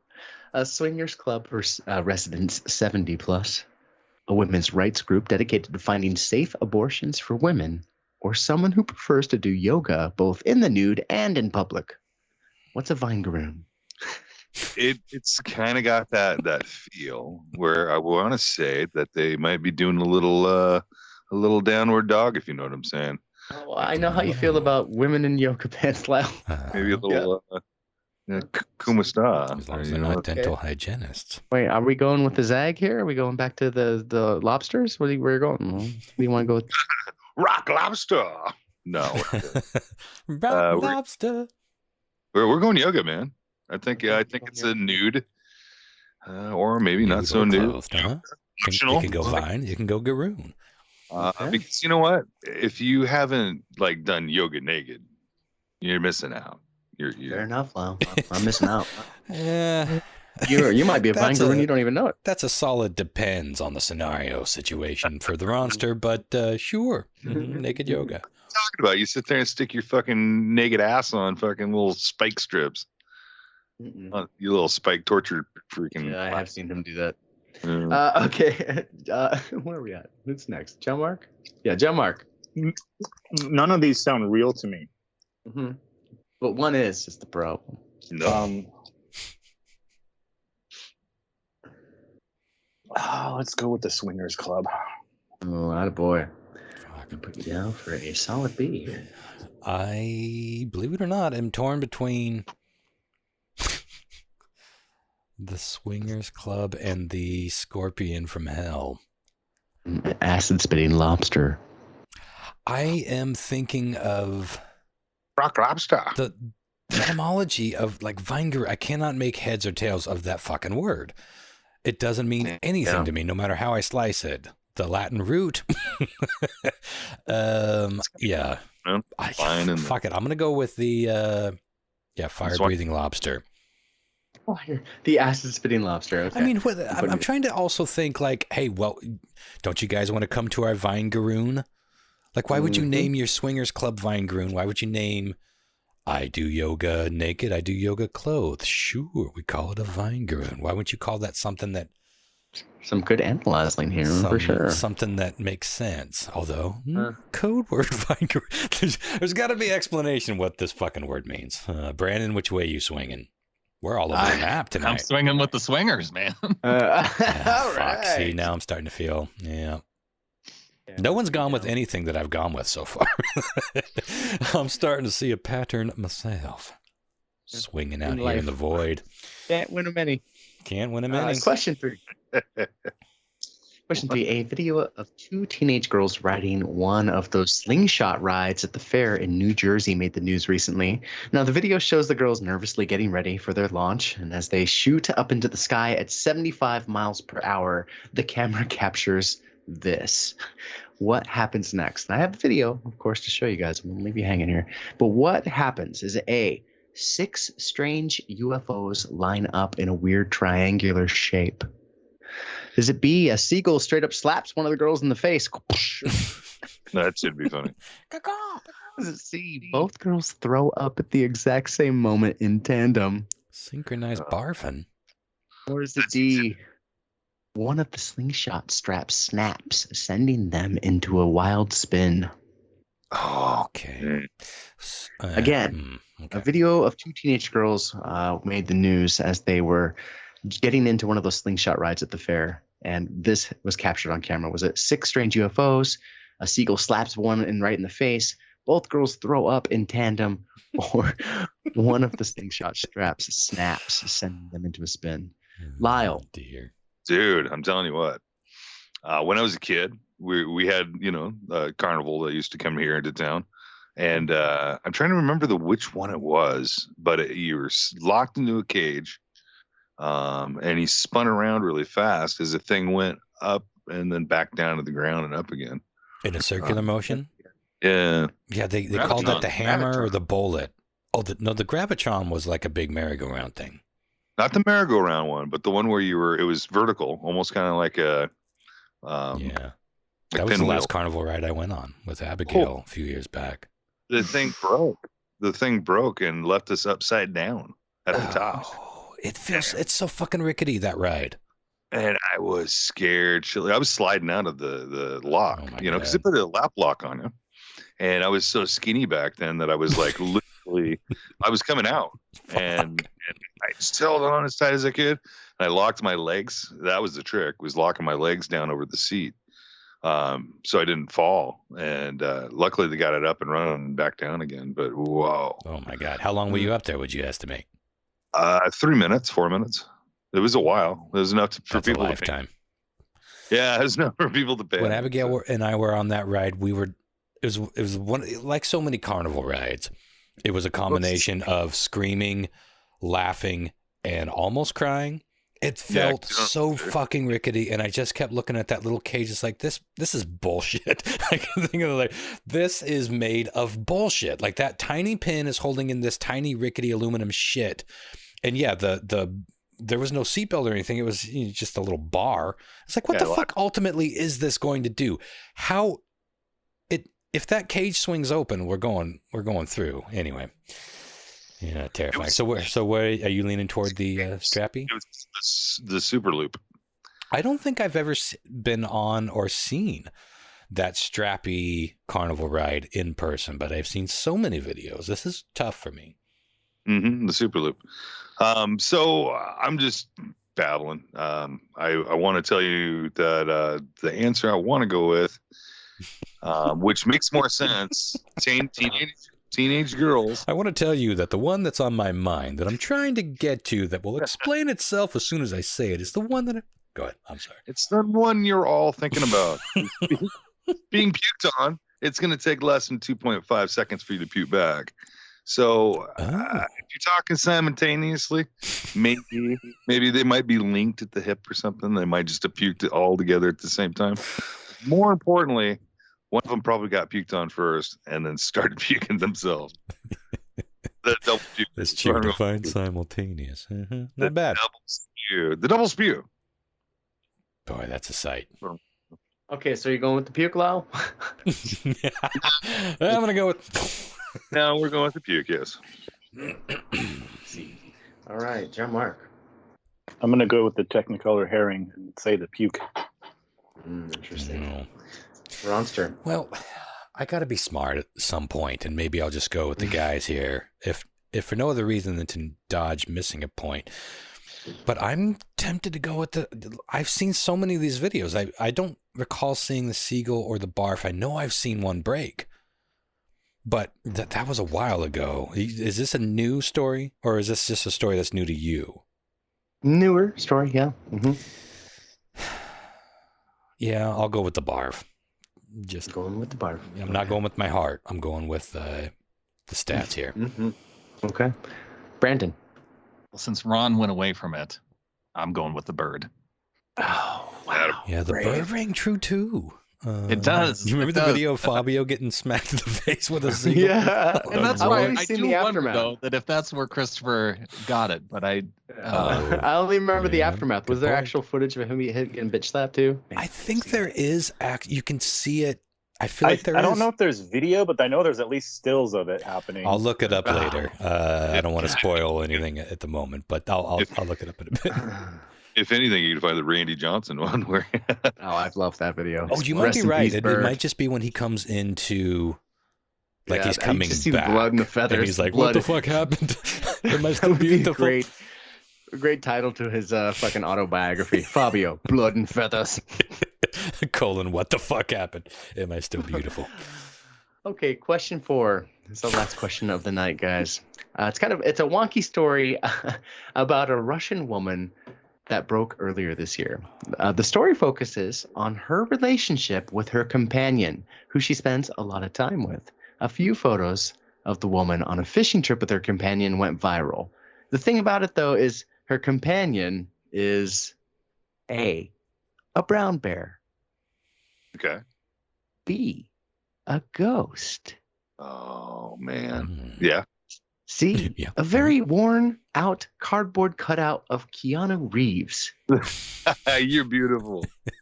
Or is it D, Just another slightly personality not she touching her. both yeah, no doubt. Or is it D, another personality she both has and is aware of? So again, Simple. there's photos circulating of her on this fishing trip with her companion, Oh, that's not funny. and one of these things is her companion. Oh, dear. Is it a brown bear, a ghost, a worn out cardboard cutout of Keanu Reeves, or another personality she both has and is aware of? Lyle. Oh, I'm just gonna go with it and just go Spooky Town, and it's her companion, a ghost. You're going with ghost. 'Tis the season. Okay. Mhm. John Mark. I want it to be the Keanu Reeves cardboard cutout. But Is so that what do I'm you going might, with? Chris. Oh, so you're going with it. All right. Well, first of all, it occurred to me that you should be, as a perk for your mental illness, you should be able to ride in the carpool lane if you are designated multiple personality, right? Don't you think so? For sure, right? Could you believe it? It's your reality. Yeah. Boy, that's a really interesting made-up answer, and yet I'd buy it as a made-up answer, but do I have to go with it? That's the Well, it's question. human. I'm so split proud of you. between- Let's see what happens here. I'm split between the bar and the personality disorder. I'm going to go with the personality disorder, but only by a hair. Just a bear's whisker. Well done. Okay. And I immediately Let regret me- it. Let me go. You usually do. And usually with warrant. Okay. Let me quickly go over the answers here. Oh, what a- you got what to a get interest- Brandon. yeah. Oh, Brandon, I am so sorry, sir. Keanu. Hit It's me. new having a fifth player. Or It fourth. is, it's new. Gotta be Keanu. Yeah, I mean, when down. Okay, if this Keanu, comes when down to oh no, I don't think John Mark and I can tie. I was gonna say, if it comes down to which Keanu movie cardboard, I think Oh, that. yeah. Oh, that would be an excellent I'll tiebreaker. tell you what. If we get there, I'll make it happen. Let's see what happened here. Point Break is the answer. There you go. I was gonna say Speed or Point Break. Oh, I am an FBI agent. Yeah. Speed is a terribly underrated movie, I feel. It's It's a a good great answer for the flick. cardboard cutout because I bet there were a lot of Speed cardboard. Yeah, that was the Shoot. Blockbuster era. That would have been in every video rental shop, and yeah. Mm-hmm. Unfortunately, it was Johnny Mnemonic. All right. Utah. Come on, Utah. That movie Build- was fucking disturbing. Yeah. Johnny Mnemonic. Johnny Mnemonic. Yeah. Oh, that was weird. That was a different one. Okay, question 1. SpaceX just launched another shuttle heading for the ISS. This time, the shuttle is packed with over 5,000 pounds of supplies, including avocados. I'm sorry, Ron. Ants, sea monkeys. Sorry, John, Mark, and Brandon. But not a digital copy of Kanye West's new album, Don. Oh, Lyle, Damn. coming on strong here with a point right off the bat. Well, I am Fucking on this. Kanye. Chris and his Good, Cheryl. Kanye herrings. It's been going on for almost 10 years at this point. Can't stop, won't stop. Okay, question 2. Listener submitted question. Thank you, Sarah Ray, again for sending this in. And as always, if you come across a story you want to see me turn into one of these wonky trivia questions, please email that over to me at christopher.bizarre@gmail.com. Okay, right now in Texas, a little thing called a vinegaroon is causing a stir. What the fuck is a vinegaroon, you might be asking? Well, gentlemen, I have a photo. A photo of something related to a vinegaroon.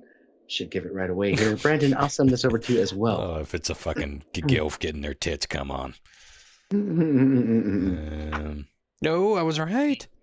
You were right, Ron. An acid-spitting land lobster. First off, what the fuck, right? The vine and vinegaroon, because is based off of the vinegar that's the base of their acid. That was the only connection I made in my head was the vinegar and acid. Wow. But I didn't. I guess the real problem right now in Texas because of the torrential rains they've been having. Look at that fucking thing. How big is this? They are about now. They're about 3 inches in length on average. They do look bigger. Yeah. But Some still, you do want underneath the pillow at stingy night. wingy. You do not want that anywhere near your person. So, do you have any information there about that's about acid? the meat of the story? They're land lobsters. They secrete a acid-like substance when they're scared. They're not super threatening to humans. But there's a ton of them right now because of the whatever weather's happening right now in Texas. They release an acetic acid, which is systematically named, let's see, blah, blah, blah, colorless liquid and organic compound with a chemical formula of blah, blah, blah, blah, blah. This is just some scientific entry. It doesn't say what it does to your person. Okay, well, we'll move on, but Jesus. Jesus, indeed. So this thing's been around all along. It's just now there's more of them. There's just a lot of them right Sweet. now is the problem. Just a lot. How many plagues do we have to see before we start really going back into that book of Revelation? Oh, shit, right? Okay, guys, you ready for question 3? So right now, Ron has 2 points and Lyle has 1. Damn. Close game. Okay, a video of 2 teenage girls riding one of those slingshot rides at the fair in New Jersey made the news recently. It made the news because at 75 miles per hour, the camera captured this, and I'm going to send it right on over to y'all. Okay. It's a bit loud. Let me hit play here. Doesn't give anything away by the thumbnail. It's very loud when it starts. That's funny. Don't give it away. I haven't seen it yet. Bye. Oh, a bird to the face. Oh, and it survived. Maybe. It went right in her fucking mouth. My favorite part was the bird was so fucked up. It was like, I can't do nothing but sit on your face for 5 seconds. Poor birds. We're just fucking hurling ourselves into the void, running into animals, just trying to do their thing. But it looked like it flew off. Most of the time you see something like this, the bird doesn't fare so well. Maybe it only took a few more flaps and then died. Like, how did I gain 400 feet in elevation in 2 seconds? What the fuck? Right in her fucking mouth. The look on her face, and finally she was like, this bird ain't moving. I gotta move it. Well done, Brandon, on that, by the way. I got a point. Yeah, man, you're on the board here. Damn. All right, anybody's game still. We might come down to a tiebreaker here. This is interesting. Question 4. Yeah, a wonky story about a Russian woman broke earlier this year. The story focuses on her relationship with her companion, who she spends a lot of time with. A few photos of the woman on a fishing trip with her companion went viral, and that's what ended up breaking the story here. I'll send them over right now. Just a couple I grabbed. Oh, here we go. Wow. Right? Okay, it's not just a bear. It's a pretty good-sized bear, but it is wearing I knew a it was life. the bear, but I didn't want to make assumptions because it was in Russia. You know what I'm saying? Oh, sure. It's wearing a life vest. And if I squint real hard, it looks a lot like a cardboard cutout. I see it. See that little blurry spot on the back of the boat? That's the ghost. Yeah, that is the ghost. I think that's Christopher's phone reflecting. The good news for you, sir, is because you got the daily dub, or not the Daily Dub, excuse me, the listener submitted question. You Yes. got 2 points on that, making you our winner. Unbelievable. More importantly, making Thurston Gore our winner. He's going to be entered into the championship round for next week. And we have a complete round now. Yes. Yeah, we're ready to do it now. Congratulations, Thurston. I know you're as surprised as I am, but I got to go back to this picture real quick. That girl seems pretty attractive, and the bear seems pretty friendly. What is the story? Well, they've been dating for several years. They've been trying to make a little bear go. I go both ways. My understanding is she ran some kind of like a wildlife refuge Sanctuary. that got shut down and continued like just caring for this bear, and he's very tamed to her. So Crazy. They spend a lot of time together. Yeah, isn't it nuts? That bear is twice, maybe 3 times her size. How is that boat not weighted down to one side? Yeah. Oh, that's a great question. He's got to be massive, like just very. Yeah. Photoshop. I don't understand. Well, there's a how whole anything series of works. photos and video of them, so I don't think it's Photoshop. I don't That know. one where it looks like he's holding the pole. Isn't that great? Hum-de-dum. Hey, fetch me a worm. Just another day on the river. Literally just looks like he's fishing. He looks sweet, but Jesus, that's a fucking bear. What kind of bear? Brown Isn't that bear? crazy? Brown bear. Yeah. Well, well Man. done tonight, Brandon. Thank you That so girl's a much for badass. joining us, sir. Yeah, that was fun. I'm looking forward to actually meeting you in person. The listener who had Ron, congratulations. I reverse jinxed it.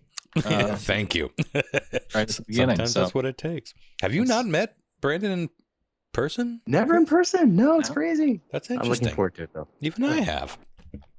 Right. Oh, that's right. You came to, was it just the once you came to Radar Station when it was still in my house? Yep. Yeah. God, that must have been 4 years ago, 5 years ago, something like that. Yeah, because it was before the downtown store. Yeah. Yeah. And that was 2016, 2017, I think, when we officially opened that one. Yeah. Good Lord. Time. Well, Wow. yeah, it's high time you and Christopher met face to face. I'm excited. Yeah, I'm get to go to a Seahawk game. It's gonna be great. That was, I know. I put him to work. He got our prizes for our Pick'em League for the year for the Seahawkers podcast. He got a full-size helmet signed by Kenny Easley and Steve Largent, two of the Seahawks Hall of Famers. And so, yeah, we're doing a Pick'em League, and that is going to be the grand prize. So big thanks to Christopher for helping pull that off. So now is that's a charity event that's happening at the casino, yeah? It already happened. Yeah, the signing. Oh, it did happen. So did Steve Largent show up? And yeah. Damn. Yeah. Those guys are like He rock comes out stars. for a lot of the stuff. Yeah, totally. Well, Brandon, give us one more reminder of your podcast, where people can find it. And is it just the one podcast you're doing now, or are you doing other things? I'm doing Seahawkers podcast, which is seahawkerspodcast.com.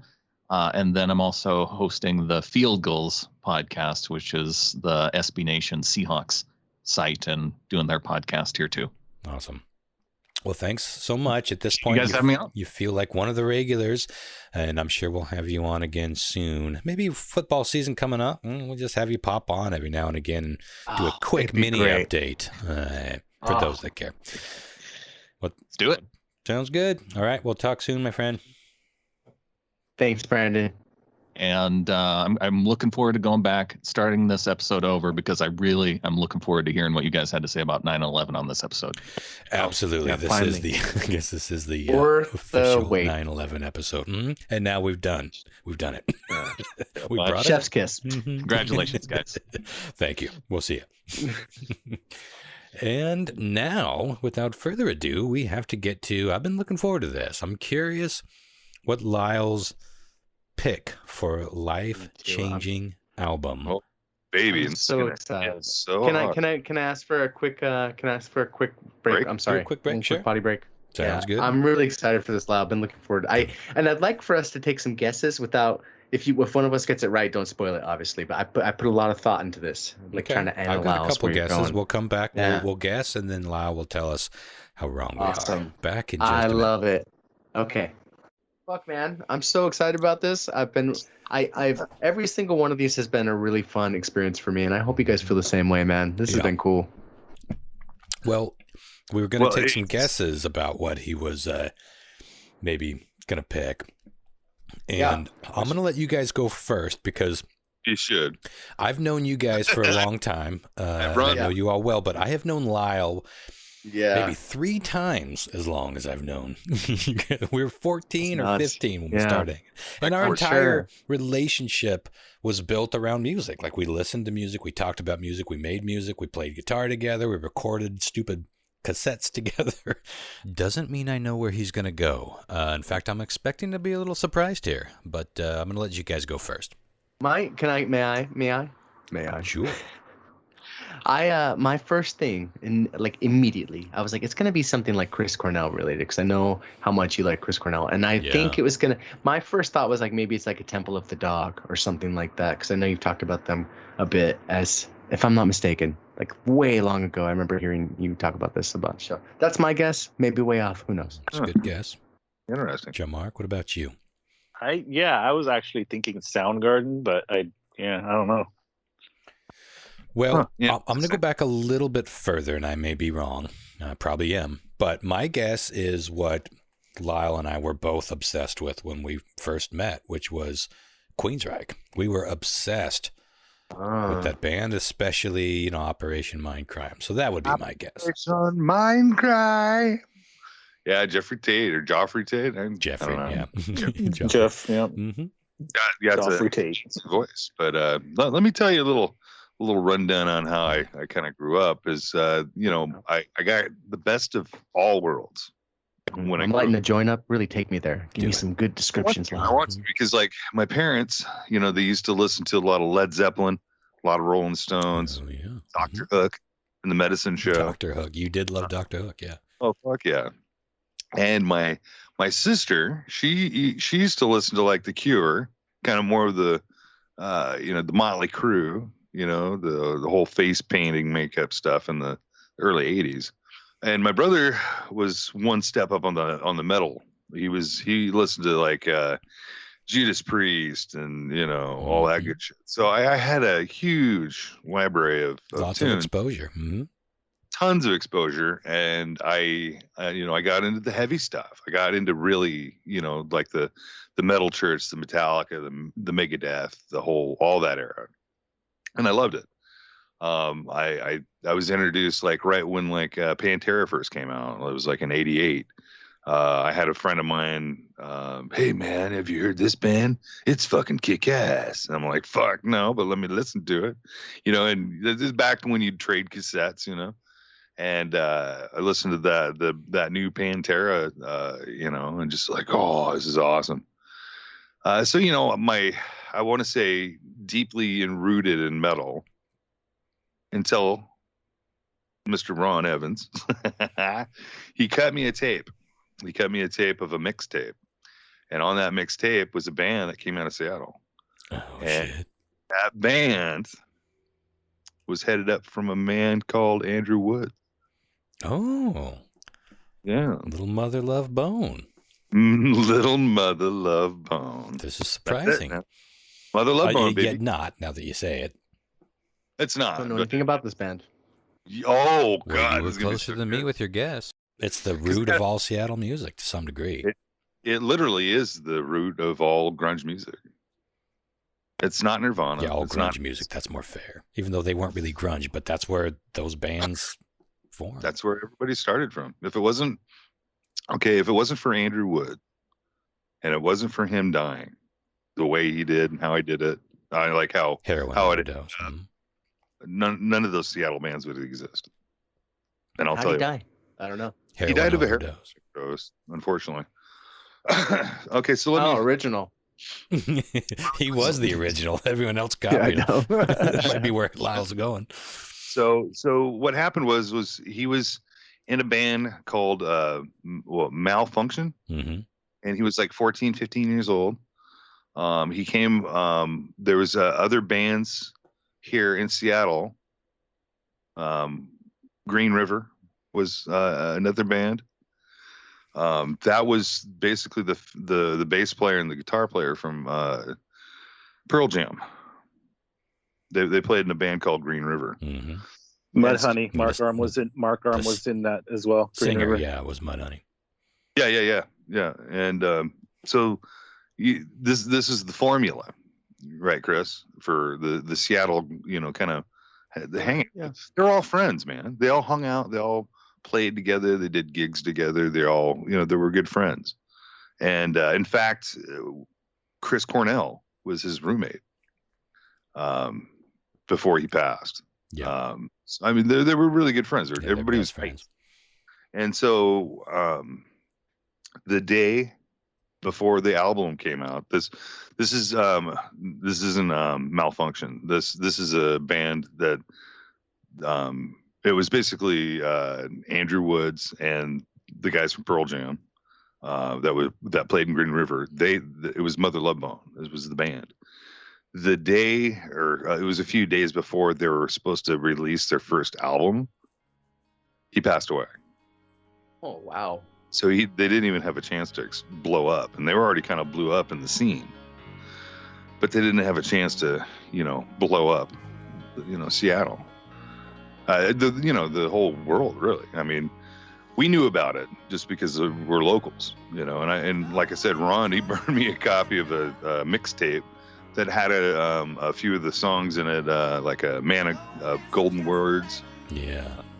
Chloe Dancer. Chloe, Stardog Champion. They're all really great. Shit. See, they were, when you think about grunge and you think about like Nirvana and you think about Alice in Chains, and these are all bands that did all tributes to this Andrew that passed away. Alice in Chains wrote the song Wood. You know that song Wood from Alice in Chains? Oh yeah. Yeah, that was a dedication song to Andrew Woods. I didn't know that. Yeah, I found that out today when I was doing my research. Learning some shit. Candlebox, a local Seattle band. They did Far Behind, which is a really, really popular song, and that was actually dedicated to Andrew.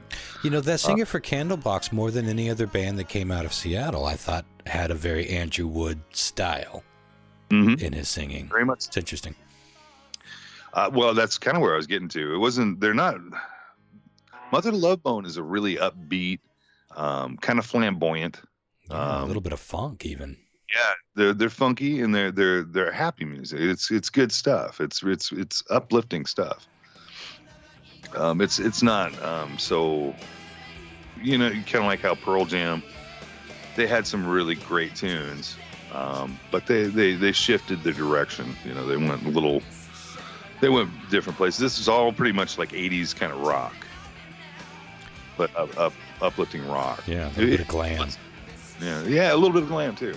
The WWE of the world, like wrestling, So was there only one album they put out? There was one single that they put out. I think it was called Spice or something like that. And then the album itself was called Apple. Well, it was Shine. Shine was the first single, and then they had a album called Apple, which actually turned out to be just labeled as Mother Love Bone. Oh, okay. So that's what I'm seeing. I'm seeing Apple and Mother Love Bone. Just go to Mother Love Bone. Yeah, they basically, that Mother Love Bone is basically everything the band ever recorded. It's Apple plus what was on Shine. Oh, okay. As far as I can remember. Mm-hmm. But that didn't come out. Like Lyle said, that didn't come out until the music scene in Seattle had already blown up. So people were looking backward, and they're like, oh shit, we got to release this shit because people will buy it up. Well, here's the deal. What happened? All this, like I said, these were all friends. These were all good people, that all hung out together. They were all buddies. They did decide to, the boys from Soundgarden, Chris Cornell, and the guys from Pearl Jam decided to collaborate together, and they made the album Temple of the Dog, and it was Temple of the Dog was basically a tribute album to Chris, or not to Chris, but to Andrew Wood. I was close on my guess. You were super connected close. level. You're really super close. And I would say Chris Cornell had a lot of impact on me, and musically wise, a lot. Sure. But same with Pearl Jam, Stone Gross. That guy is probably like Kurt Hammett is like probably one of the best in like guitar for metal, you know, like soloists. But when I heard Stone Gross for the first time, Gossard. what's that? Stone Gossard, yeah. When I heard him on Mother Love Bone, the stuff that he was playing was stuff that wasn't so uncommon. It's like you know, like when they were using 3 strings for a power chord, like ding ding ding ding ding ding ding ding, and it was like, what, dude, this is fucking awesome. And it's his style and how he, especially how he does leads. I love blues, always loved blues, and he's always had that, even with like Pearl Jam and everything else, and Temple of the Dog. So for me, I almost wanted to talk to you guys and like almost flip a coin on which one it would be. Would it be Mother Love Bone or Temple of the Dog? Temple of the Dog, because they're both amazing albums. Huh. The Temple of the Dog, like you know, Hunger Strike was okay. It was really popular and catchy, whatever. But like the Say Hello to Heaven, that song is so fucking just by the guts. Just grab you by the guts and throw them out. That was always my favorite, yeah. Such a good song. Wooden Jesus, great song. When they bluesed it up with the old All Night thing. Awesome tunes. But yeah, I'm gonna go. That's my pick of the whole deal is the Mother Love Bone. Awesome, man. Yeah, it's a good pick, and I can't wait to edit in some of those tunes because for me, all those songs you mentioned are great, but I think it was Chloe Dancer. It was like 2 songs in one. Chloe Dancer / the fuck was the other part of that song? Ding, ding, ding, ding, ding. What's that? Crown of Thorns. Crown of Thorns. God, that fucking song alone, man. If you listen to that song and you don't dig it, you may as well not listen to any more Mother Love Bone because it's just it encapsulated everything about where he was in life, and that is the one. You're right. Mother Love Bone had a lot of funk, a lot of upbeat. They were a party band. They're like Andy Wood, for all the reports was he was a very jovial, funny guy. They used to call him like Seattle's only stand-up rock and roll musician. He would just like own a room. He was a rock star even when they were playing to 38 people at the OK Hotel or whatever was fucking around back in the day. And he just had that persona, but he was just lovable and likable. Central Tavern, probably. Yeah, probably. And he, there's still some footage that survives of them back in the day, but it was one of those things where he didn't, no one really knew who he was on a global basis until years after the Seattle scene exploded. And I think Cameron Crowe went a long way in exposing Mother Love Bone to the masses when he put Chloe Dancer, Crown of Thorns on the Singles soundtrack. Yeah. I think that was the last song on maybe it was, there's a Smashing Pumpkins song. Really good. I think my favorite Smashing Pumpkins song of all time is on that soundtrack, by the way. But I think that was a lot of people's first exposure. Very different sound than a lot of those Seattle bands. But yeah, Lyle's right. That was the big bang in a lot of ways of, especially the grunge stuff. There's a lot of Seattle punk and stuff happening more that might have morphed into closer to like the Melvins or, some of the like Tad, those kinds of bands. But as far as like Pearl Jam, Soundgarden, of those, Mother Love Bone was 100% the real origin of a lot of that. Yeah. It's good shit. And it is tragic that he died before he was able to see. Do you remember the apple that I had on my shelf, Lyle? Remember when there was a Rolling Stone ad that came out? It wasn't for Apple. It was for that compilation that came out years later, but it had a picture of the apple. Because the original cover of Mother Love Bone Apple was an apple that was like someone had made like a collage of a bunch of photos of the band stuck to an apple. I actually made one of those using that collage with the real apple, and I set it I set it on my shelf, and the apple inside dwindled, so you could like shake it inside the paper mache. But it was the super cool looking actual apple. Apple. And it was kind of art projects I did back in the day. But they actually have that on Spotify. If you look on Spotify, they have the apple. Yeah. Album cover on there. But yeah, I was gonna say the whole merger, everything, because at the time Pearl Jam was already, or not Pearl Jam, I'm sorry, Soundgarden was already huge. Soundgarden was already playing overseas when he passed, unfortunately. And there's a documentary out there you could watch. It's really short. It's only like 45 minutes long of this, and it has actually a section of where Chris is talking about how he was like, because what he died of a drug overdose, the heroin, but he was in a coma, right? So he was still alive on machines. And Chris found out about it because they called Chris, and Chris was like, just keep him alive, until I could get there. I'm on my way. I'm shutting down this tour. I'm heading back home right now. Just keep him alive until I get back.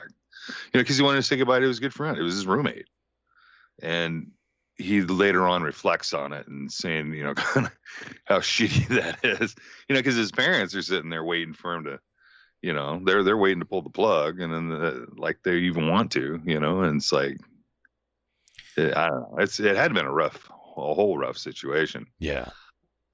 There's actually audio clip, I think, of his dad, and I'm not sure if you've heard this or not, but it was on that documentary, and he was kind of a cold motherfucker. He was like, talking about the boys, making sure that hopefully they'll move on and move on to better things and stuff like that.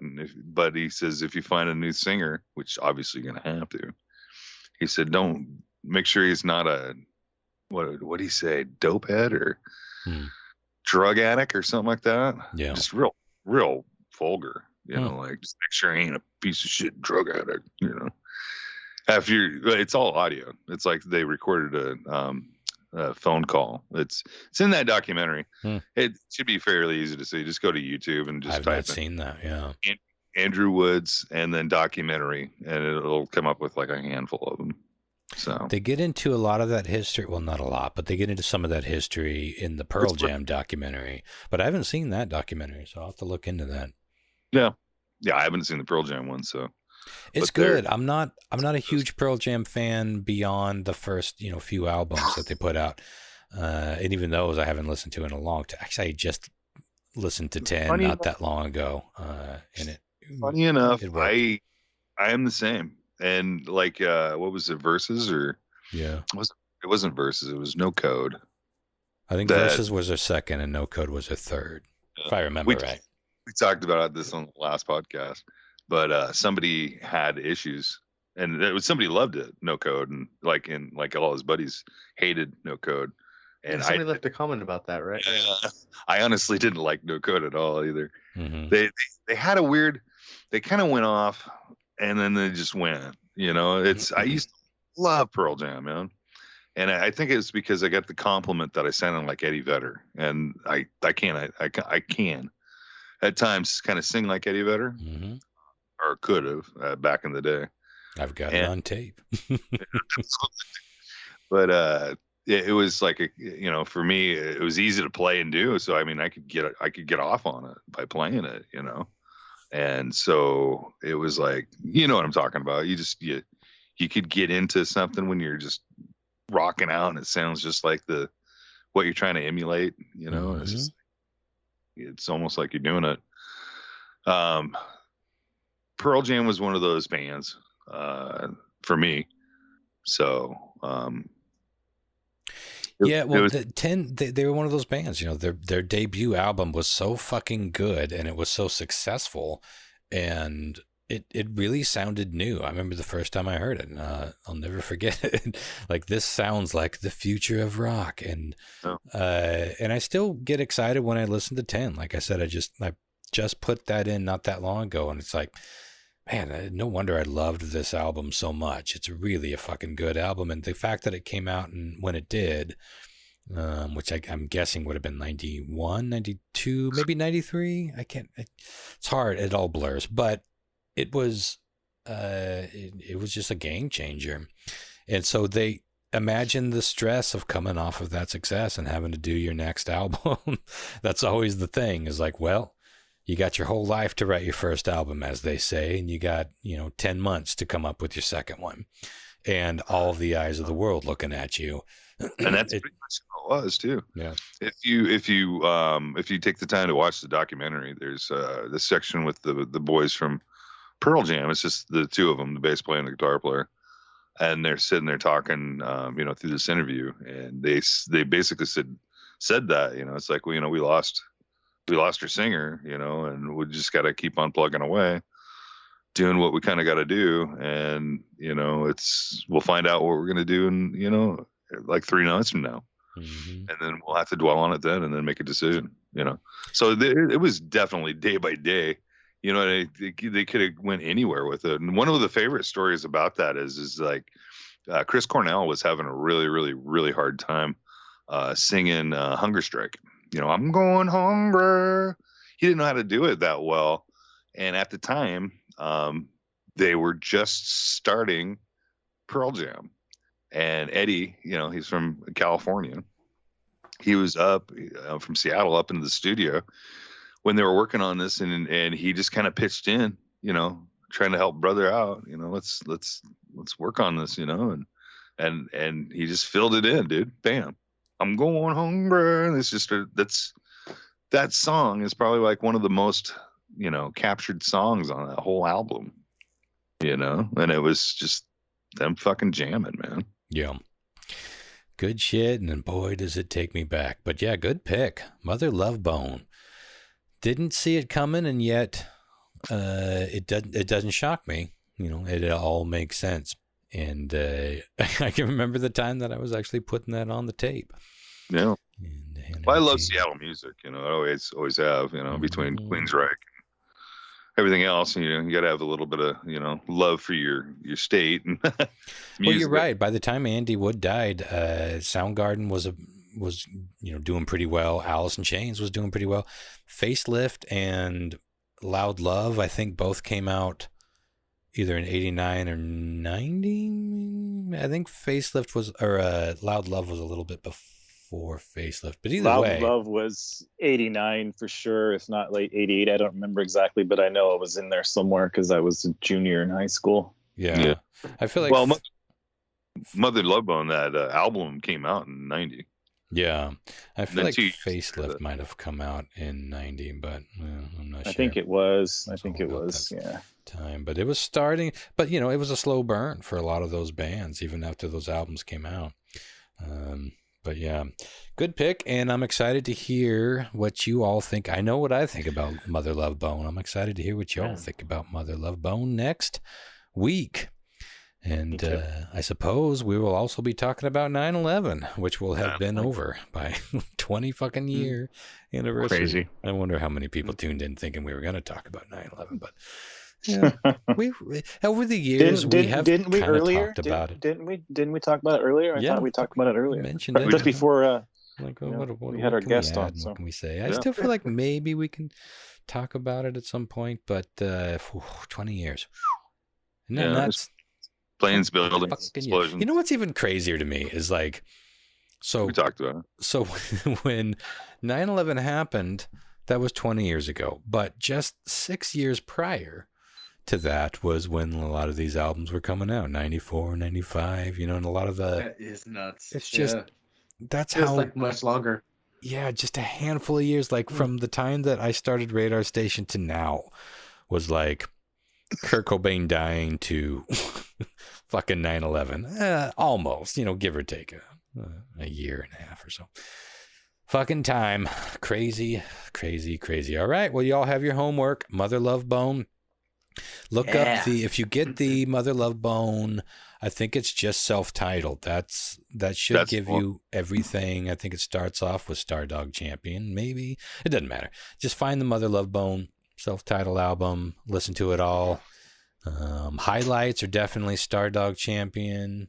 I like This Is Shangri-La. That's always been Shangri-La, and of course Chloe and Crown of Thorns, which is a very special song in the Ronster's life.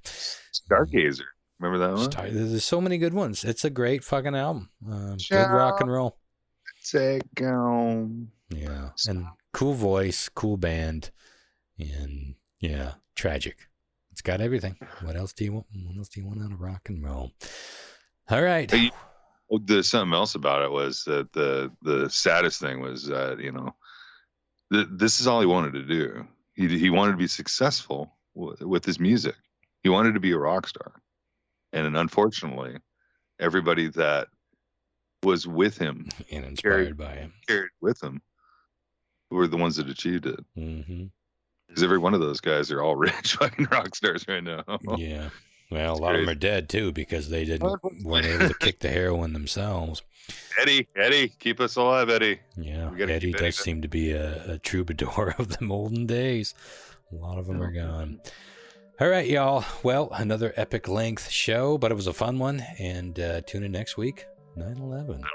Oddly enough. All right, guys. See All right. ya. Night, y'all. Bye.